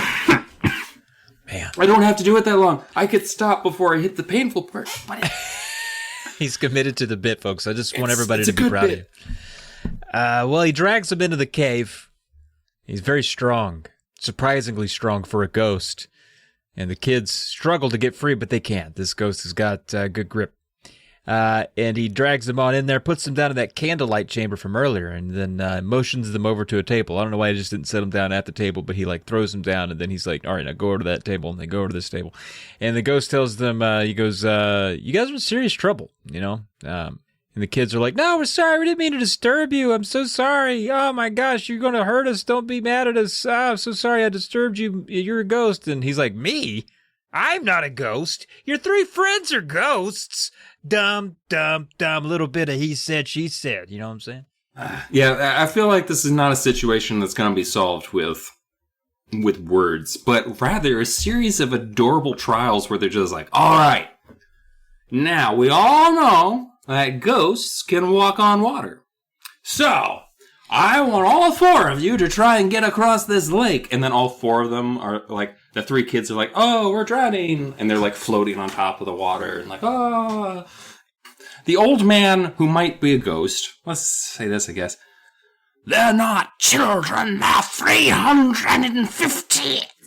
There you go. Okay, I can't do voices anymore. I need to stop. He's dead. Yeah. He, in a surprisingly sprightly and young voice, he tells them that those children, Sam, Nat, and Louisa, are in fact 350 years old.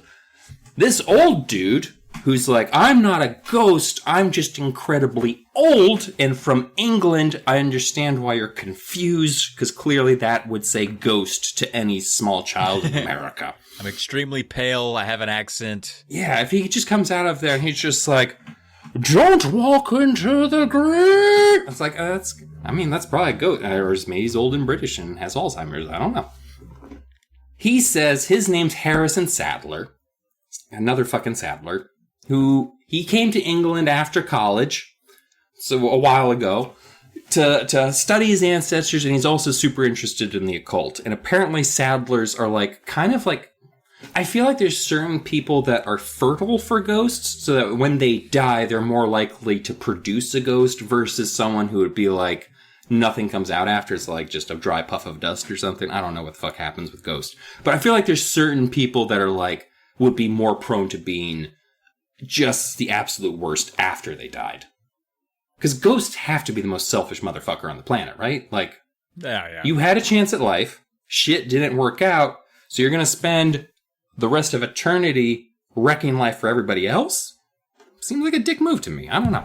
And also, Anyway. it's just something to do. I mean, move on. You could leave, right? There's supposedly something in a world where there's ghosts, unless there's not. Oh, God, what if you're stuck here? Anyway. Harrison is like, I came here to study ghosts. And the kids are just like, that sounds like bullshit. You're a grown man that snatched two children. Automatically, you're kind of suspect. Like, Yeah. you grab two children, pull them into a cave. And Harrison is like, no, I dragged you strange children into my creepy cave to warn you of danger. Jerry's just like, this really seems like the beginning of one of the books Dylan's been reading for the last 6 months. If you're a scientist, why are you in a weird cave? And clearly he never spoke to the kids whose dad dragged them to Florida to study swamp deer. Because, like, science could be anywhere. Oh, yeah, but... And then the scientist starts telling them similar information to what the ghost kid said, but from the other direction. He's like, oh, well, this cave is a sanctuary. Once you're in the cave, ghosts can't phase through these rocks. They're like fucking magic rocks or some shit. Who gives a shit? It's kind of like how ghosts can walk on floors, but technically they fall through a floor. Mm-hmm. Like in Ghost Dad, like when he fell through he would just keep falling through the earth, right? Like, doesn't make sense. But so these rocks in the wall are kind of like floors. Ghosts can't go through them. But he said he set the trap above and that he's going to trap the ghost in there, but they never come in there. Probably because the scary old man who wants to murder them also lives in the cave. Because if we're thinking about things, no one has done anything bad yet. Right. I mean, Dog's dead, but that was Bragatha. It wasn't the kids. I've already decided that. So nothing bad's happened or been threatened yet. So technically, we're okay. Why do you want to trap these kids? They're just ghost kids. They're fishing, they're having fun. Why do they need to be trapped in the cave? Yeah. Why? And then the guy's just clearly really over-arguing with 2 12-year-olds. He's like, fine. You know what? It sounds like you don't believe me. You know what I have to do to kids that don't believe me? Turn them into a statistic. Bum, bum, bum. Oh, my God. What's he going to do to those children? He tells them, oh, my God, he's like, I'm going to let you go. Most serial killers don't do that. I will be honest with you. Most serial killers do not release their victims before they kill them. So that's a point in his favor. I've read a lot of books about it. Yeah, 100%. And I'm inclined to believe you. He does tell them, he's like, I'm going to let you get out of here is what I'm going to do. But this is what you need to do. You need to go explore the east corner of the graveyard. All right, the east corner. And he's like, once you do, I expect you to return. And the kids are like, yeah, right. If we get out of here, we're never coming back, dude. You scared the hell out of us. And so Jerry, he's still conflicted, though. He's like, man, that old man was creepy as the goddamn Dickens. And the Sadler kids were super nice and tried to warn him. I can't imagine that the Sadler kids are a ghost and this guy isn't. I think it's the other way around. I think the creepy old guy's the ghost and the kids are sweet. I mean, Harrison Sadler, he's a 350-year-old ghost liar. But the other 3 kids, they ran into the woods never to be seen again. They're gone. So Terry's like, all right, well, let's head on over to the east corner of the graveyard. And she's like, I think that's over there where we found the 3 kids' graves, where we found Sam and Nat and Luisa's ancestors, we think. That's where those were in the graveyard. So I guess this old guy, this ghost, is just trying to scare us, because we already know about that. But they're like, you know what, no, just for good measure, since a creepy old man told us to do it, we should probably do it. So they decide to go check it out anyway. And they head on over to that graveyard. And they're heading over there to that east end. And goddamn, Jerry spies some fresh dirt in a fresh grave. And he's like, that's wild. There's not a lot of people around here. Who could have died? I thought everybody died 300 years ago. Who died today? And they head on over there. There's 2 fresh graves. And Jerry gets close to inspect the headstones. And Terry's like, what's it say over there, Jerry Bear? What's that say? And Jerry's like, you're not going to believe this, Terry Bear. He calls her Terry Bear. He says, Terry Bear, listen to this. You're not going to believe it. It's us. The names on these markers read Jerry Sadler and Terry with an I, Sadler. Goddamn, bum, bum, bum. It's a little ominous. Yeah, that's pretty good part of the book. I feel like most people don't like coming across an open grave with their own name on it. Wouldn't like it. I mean, I would be aroused immediately, but I'd be a little scared at the same time. Oh, yeah. Yeah, I'd be mostly scared than aroused. I think I'd be the same as you, but opposite, I'd still a little bit of both, but mostly scared. That's weird. Yeah, I would just like lie down and wait. But so the kids freak out, though, and they're not cool. And they're like, we need to tell the adults who are still our cousins, so they're not really in an authoritative position just because they're old. Suddenly they're in charge? I don't think so. But they're finally going to open up to him and be like, hey, by the way, old man living in cave, kids might be ghosts, we don't know what's going on. But then they turn around. There's 3 figures in the shadows waiting for them. Uh-oh. They're like, oh shit, did that old man turn into 3 separate ghosts? But then the shadows become Sam, Nat, and Louisa. Oh, yeah. Sam's like, where are you guys going? Where are you going? So late. What's going on? What's up? You know, the way a friend might ask you in a graveyard when you've just found your own tombs. Mm-hmm. And Sam and Terry are like, oh, we're just, we were thinking about taking a stroll back to the cottage. You know, it's real late. It's, full moon, 1/2 freckle. Can you get out of here? Woo! And Nat's like, hey, you killed that ghost? And they're like, whoa, Nat seems a little more adult. It's kind of weird. He seems to, I don't know. And Jerry's just reaches over and pats Nat on the head. And he's like, nah, Nat, we're chicken shit. And he almost killed us. And he's like, but while he's patting him on his head, he's like, feels like a real little boy. I'm imagining he's just like all over his head, just being like, yeah, nose here. Just like, lifts him up by his head. He's like, ah.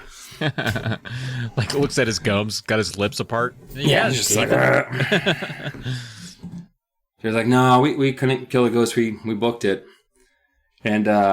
And Terry's just like, yeah, you guys are fucking left us to die, basically. I don't know what you guys thought distraction meant, but it seems like you guys thought distraction meant was run the fuck away as fast as you could before you got noticed. I don't know if you know this, but that's the opposite of distracting. Yeah. And what's funny is like Sam and Nat and Louisa are just like, yeah, we were chicken shit. My bad. And then Nat starts crying.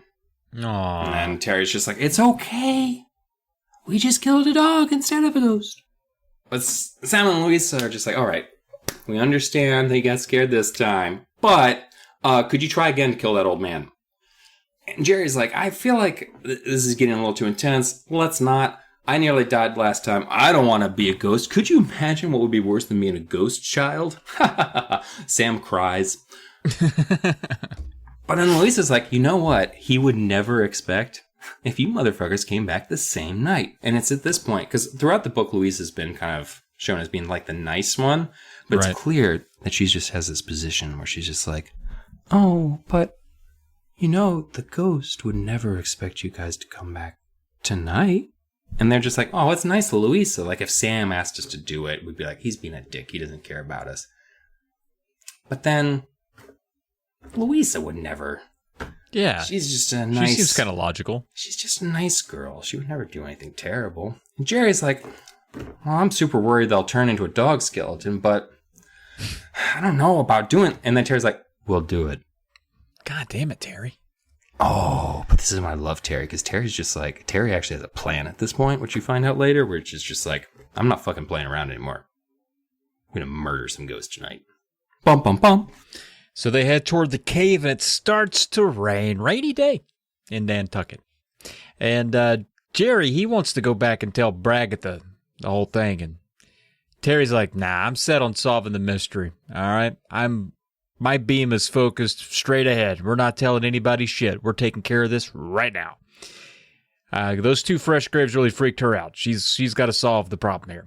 So Terry has a plan, all right? And she wants Sam, Louisa, and Nat near the mouth of the cave, all right?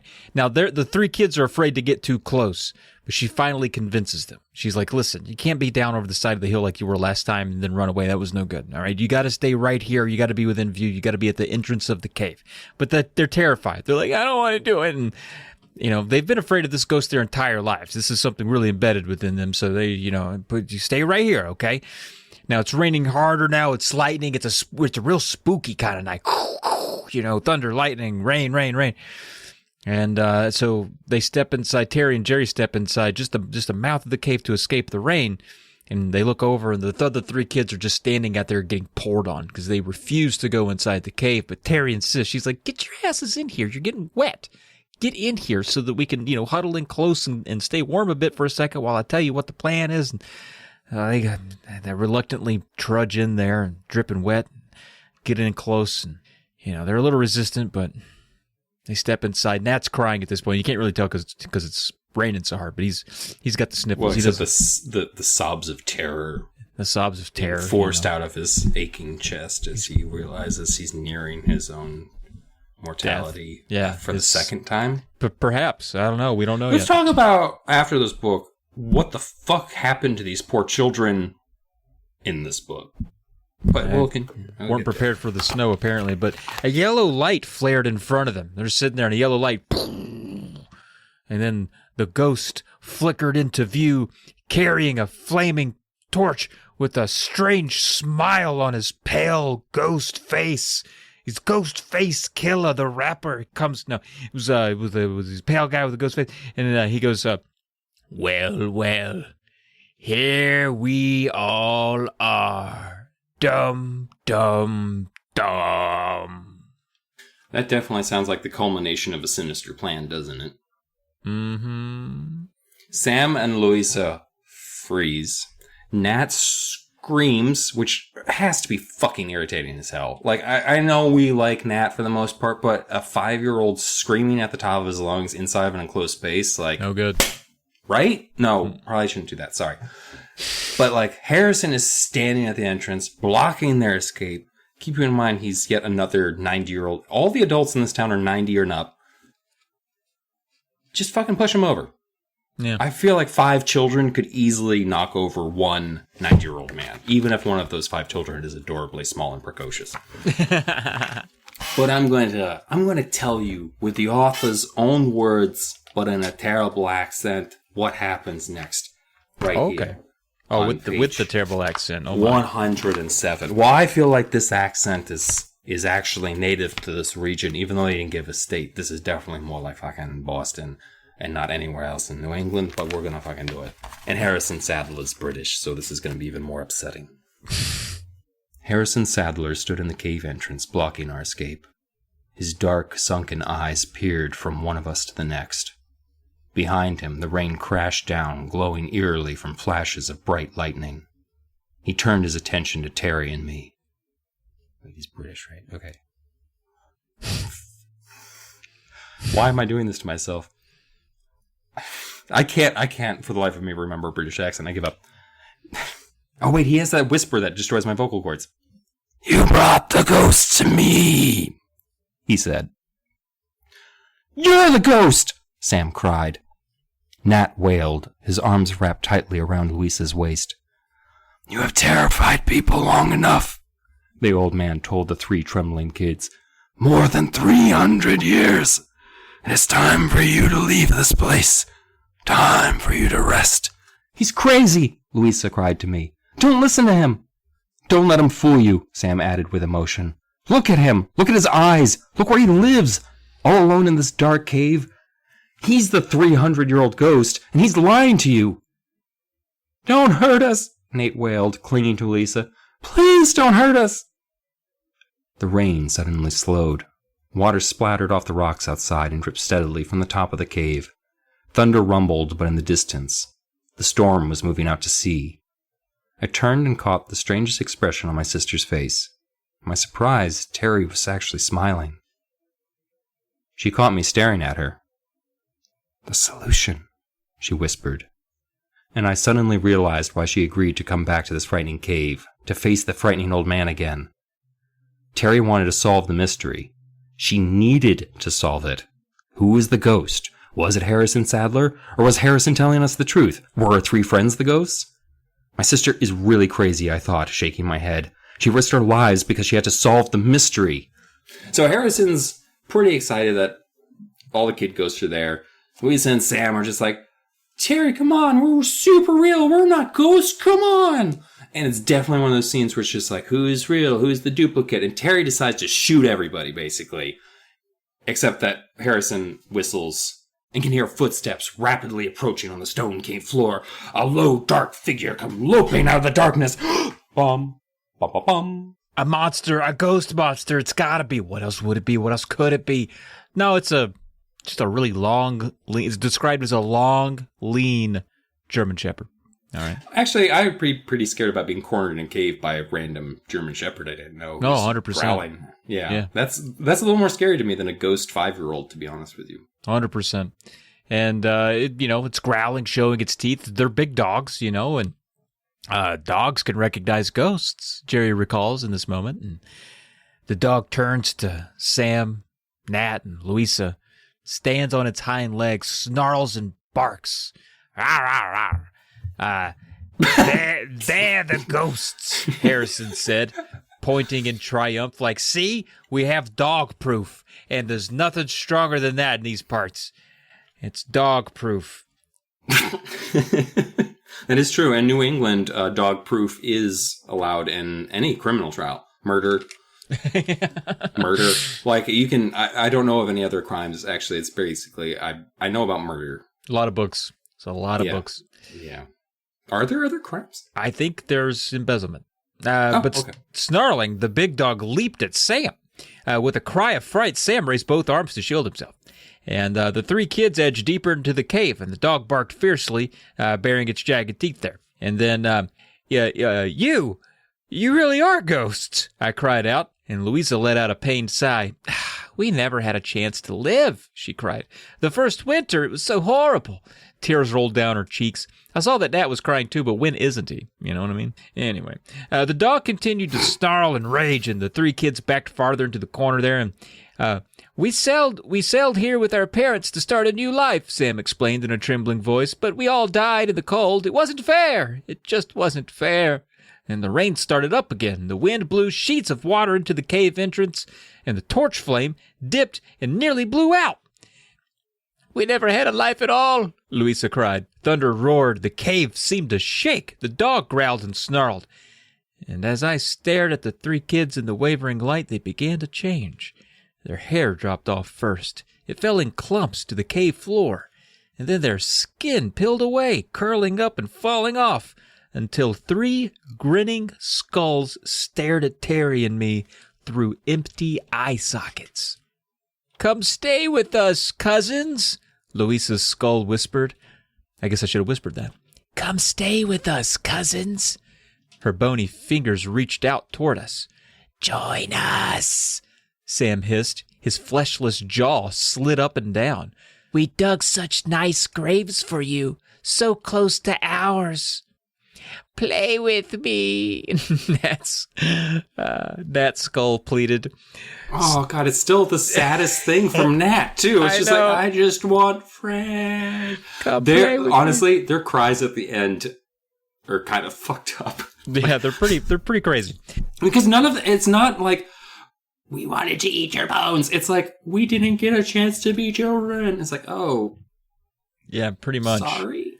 Play with me. So he says, stay and play with me. I don't want you to go ever. And the three ghosts moved toward us, their skeleton hands outstretched, reaching for Terry and me. I gasped and stumbled back. I saw a frightened Harrison stagger back too. And then the torch blew out. Pitch dark. Bump, bump, bump. Jerry can hear the whispers all around him of the ghosts, like, help us, don't let us stay here in this creepy old cave with this old man. And then he feels an icy cold hand grip his wrist, and he knows that death has finally... It's Terry. So Terry grabs him, she's like, Jerry, we need to get the fuck out of here. Jerry's like, well, okay. And so I just imagine him being, like, bounced along as, like, Terry's just like, okay, I figured out what the solution to the mystery is. I hope I don't get my brother and me killed. They book it out of there. Out the rain, down the hill, they hear a rumble. That sounds like distant thunder. They turn and look back, but no, it's not thunder, it's rocks. They realize that the tree is falling towards the wall of rocks is falling towards the cave mouth finally. Not anyone that pushed it, they just kind of fell over, which is... and the cave entrance is completely covered by the stones. Terry and Jerry stand there in the rain and watch to see if anyone comes out. But no one, not even the kids or Mr. Harrison or the dog, seems to come out of the cave. And Jerry's just like, Terry, we've got to go. They're dead. Twice. They're all dead twice now. But Terry doesn't move and just stares back at the cave. The location of the greatest adventure of her life. Bum, bum, bum. We. All right. So Harrison's definitely dead, as are 3 ghost children and even a dog, maybe. We'll see. But back at the cottage, and fast forward back to the cottage, Agatha greets them. I was worried sick about you children. Where were you? And the kids tell Brad and Agatha the story, about the kids, the old man, the cave, the whole thing. And as they talk, Brad and Agatha, their expressions start to change, and Terry apologizes and pleads with them not to be angry. It's just, we were curious kids. We just wanted to see what was going on with the cave. The kids were nice. I'm sorry. And then Agatha gives them a hug, and she's like, I'm just happy that you children are okay. And then barking. They hear a loud dog barking. And Terry opens the door and says, oh, look, Jerry, it's Harrison Sadler's dog. Oh, isn't that wonderful, that big German shepherd that tried to murder us all earlier? He's here. And they go pet it, but it rears up and snarls and barks. And Brad and Agatha are now huddled in the kitchen, faces tight with fear. They're not familiar with dogs up here in Nantucket, not these big ones. No, sir. They like a poodle. But no, the dog is barking at Brad and Agatha. And Poodles are big dogs. Actually, they're actually like a standard poodle. Poodle's actually like as tall. Yeah, toy poodle. All right, a fucking toy poodle. Just go with the toy poodle. Yeah, we'll Chihuahua. That's fine. Chihuahua. I'm sorry. Damn it, Dylan. I mean, we mainly have Irish Wolfhounds and Great Danes here, but it's fine. Okay, all right. Well, it was Irish Wolfhound-a-poo. Anyway, Brad and Agatha huddled in the kitchen, faces tight with fear. And the dog's barking at Brad and Agatha. And Agatha's like, a bad dog. Now you're giving away our secret. What could that be? What, you got drugs on you? Why would a dog be sniffing and barking at you here there, Agatha? And then Agatha says to Brad, shame that dog had to show up. Now what do we do with these 2 kids? 'Cause they're ghosts too. And that's it. That's going to wrap it up. I feel like Brad and Agatha gave up the ghost real quick on that one. They could have just been like, we're scared of dogs. Boom. Yeah. Done. I know, right? They're not trapped anywhere. They don't have to admit anything. But now they have to kill the 2 kids because they can't lie for 5 minutes. So what did you think of Welcome to Deadhouse Revised? It is literally the same story without Compton Dawes, which is the sad tragedy here. Yeah. Because it's you have the dead dog in the middle of it, but R.L. Stine was like, fine, if I can't kill the live dog, I'll just kill a dog off screen and bury it. Fuck you. It's just like, that's... And then has a child crying in reaction to it, like he knows that's something that upsets children. He's like, fuck you. Look at this. You know what this is? This is how much I care. Whoop. I'm flipping off the camera. Yeah. Dylan is flipping as R.L. Stine in the mid-90s. That's why he doesn't have the voice, the voice that he uses for the commercials. So. And Harrison, I guess, does die, although I guess it's not at the hands of Jerry. It's more at the hands of gravity. People don't matter in these books. Like, Spider died at the end of Say Cheese and Died. Sure. And we saw him die. So technically, you could say, like, Harrison is that's right. alive inside of the cave until he loses oxygen and food and water and all that stuff. Yeah, maybe it's got another exit. Maybe we should tell someone, because it's not like he's dead. They could probably still rescue him. Yeah, we didn't see him die. That's true. We should call 911. That's a good point. It's not like he was caught in the rubble. He's probably safely ensconced. And it's not like the cave collapsed. There's just rocks in front of the cave. So he's probably slowly suffocating inside of that cave.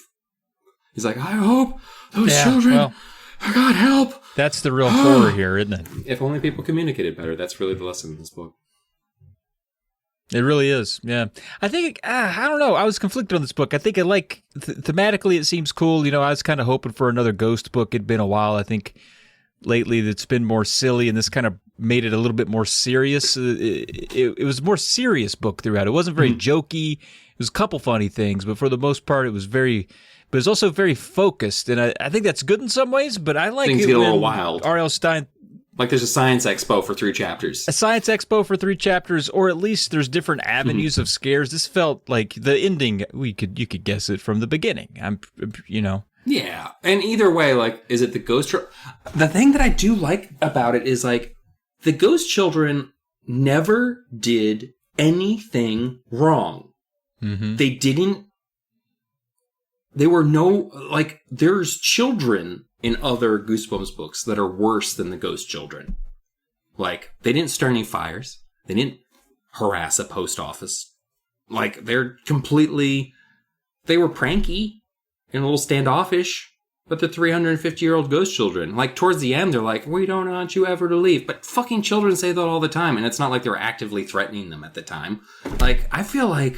It's pretty tragic. Did the good guy actually win here? Or is it like... It just seems like they didn't stop a threat. The old man was just literally like, no, these ghost children need to go to bed. Like, okay, or they could keep doing what they're doing. They seem pretty fine with everything. Yeah, no one's hurting anybody. Brad and Agatha are just weird. Until the end of it, when they watch this old man murder himself so he can trap 3 ghost children for all of eternity in a cave. Yeah. It's almost like Terry and Jerry have witnessed the end of like a really fucked up battle. And they're just like, who won? It's like, no one. No one won. Yeah. Really. It's kind of weird. I didn't feel a lot of motivation to stop the ghost either while reading the book. I was like, I don't care what happens to the... Yeah, there was no plan to eat them, eat their bones later or anything like that. It was literally just like, they were scared of them because they were ghosts in the end. They were just like, oh, they were ghosts, we should probably leave. As if there's some sort of knowledge in this world that ghosts are instinctually awful. So, from the perspective of someone who's been reading true crime for the last 6 months, I feel like this is basically like a cold case file that never gets solved. So I kind of... Yeah, no motive. On the face of it, I would give this kind of like a... just right down the middle. Like, it's solid. There's nothing that upsets me. There's nothing that excites me. This is going to be a book that we talk about at the end, where I'm going to be like, out of 10 books, 5. You know, somewhere in the middle, I feel like, hopefully. Right. Hopefully, right, I think. right. I hope this is going to be a middle book. I mean, I hope it's a good season. I agree, yeah. But because there's some, like, weird kind of untalked about or undiscussed moments throughout there where it's just like, do they really need to be... It sounds like a horrible process for them. It doesn't sound like they're at peace. Right? Because his whole thing was like, you need to be at peace. They turn into melty skeletons at the end, and they're screaming. Like, and one of them is 5. And all he did throughout the book was be adorable. I don't like children. Don't like them. I thought Nat was adorable. So what's your, you have a numeric rating for this one? I would give this 3.5 tiny tombstones out of 5. Like, it's slightly above average, but I'm doing the heavy lifting, I feel like, to get that half star. And I'm willing to do that. But I would say, like, 3.5 out of 5 children's tombstones. That seems, it's on the positive. It is end of positive. that. I didn't leave this book feeling unhappy. It's kind of like sometimes like this show damns certain books because, like, I wasn't mad when I finished this book. I enjoyed the time spent with it. I'm not upset about it. It's not like the B book. I like how it's just become the B book for us now. I mean, the title is 20 words long. There's the Scarecrow book and the B book and the piano book. Yeah, we've all forgotten the titles now. We're just we're doing our best. What would you give it though? I think I was trying to think about it, like comparing it directly to Go Eat Worms, whether I liked it more or less, because I gave Go Eat Worms 3 out of 7. I think I'm going to have to match it here. I think this is going to have to be 3 out of 7 loose cave stones above a cave entrance.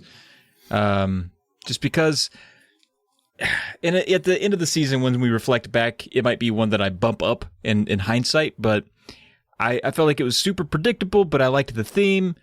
It wasn't too zany, but it wasn't funny either, and I kind of like it when he's a little funny sometimes. This seemed like more serious. Yeah, I was honestly thinking that while I was reading this, it's like, oh, this isn't like a goofy one, like... Yeah. Like, my good feelings about Go Eat Worms have still kind of like, I'm still riding those a little bit, even though I feel like it's kind of a stupid one in general. Like, I kind of like how goofy that was. But like, this one is just like, kind of left with... Also, I've been watching like a lot of Lars Van Trier movies recently, and so like, I'm kind of looking for the bummer, I guess, in this, and just like, oh, those poor fucking children are trapped forever in eternity. It's like, yeah, that's a Lars way to look at it. Yeah, I think it is tragic. There's not a motive for anything that happens. We didn't need to get rid of the ghost if they were just our cousins letting us hang out with them. What was Harrison's deal? Yeah, I didn't get any of that. So I think it loses me a bit there. But still, I liked it, enough. So it's about midway for me. And I gotta say, I'm not really expecting to like the next book that we cover, given how the first one shook out. But maybe he redeems himself. We'll find out. But anyway, that does it for our rating scheme. Some quick trivia. None of the ghosts described match the one on the cover. We said that already. Only book where every single human character shares same last name. This is a pure Sadler book. According to Behind the Screams... This might be true for any book in human history, to be honest with you. Only book where every single human character shares the last name might actually be true across time. Could be. Except for the Berenstain Bears. Sure. Yeah, they were all called, the Stains? The Bears. According to the Behind the Scream section of the classic Goosebumps reprint, when asked what Brad and Agatha did to Jerry and Terry, R.L. Stine says, "Yuck, let's not talk about it. I'm getting ready to eat lunch," implying that Brad and Agatha murdered Jerry and Terry in a grisly manner. I think this is hilarious because this is clearly like R.L. Stine is just sitting there in the middle of whatever scholastic interview, whatever he's sitting through, and he's being asked, "What happened to Jerry and Terry?" He's like, "Jerry and Terry? Is that the fucking... Was that the piano guy? Is that the Monster Blood kids? I don't fucking know." And so he just writes this random thing, little realizing that 20 years later, some Goosebumps wiki is going to be like, "Clearly by this remark, he implied that both Terry and Jerry died in a truly horrific manner based on this one glib interview he gave." Like, it's all canon. And then lastly, for a limited time in 1996, KFC in Canada offered this book for $2.29 with the purchase of a meal. Isn't that fun? That does it. So thanks everyone for listening. You can email us at wegotgoosebumpspodcast@gmail.com. You can find the show on Twitter at Say Cheese and Pod, and then you can support us on Patreon. We got tiers over there you can select from. There's some good stuff over there. Check it out. Supports the whole network. We'd love to have you support us. And then Patreon.com // I think so. Polykill. No, I'm confused. Yeah, I think it's // Yeah. Patreon.com It's / the one that is the one that's drunk and leans to the right. Yep, that's the one. Versus the one that's drunk and leans to the left. Aha. Now, Dylan, I'm hesitant about our next book. A bit trepidatious about dipping back into the tomb there. No. It'll be fine. I'm worried about it. What are we? Keeping in mind that I just randomly bashed that book for no reason in the middle of this podcast. After last year's scary adventure, Gabe's a little nervous about being back in Egypt. Back near the ancient pyramids. Back where he saw those creepy mummies. Then he learns about an Egyptian superstition. A secret chant that is supposed to bring mummies to life. Gabe's uncle says it's just a hoax, but now it sounds like something's moving in the mummy's tomb. No way a couple of dumb words can wake the dead. Can they?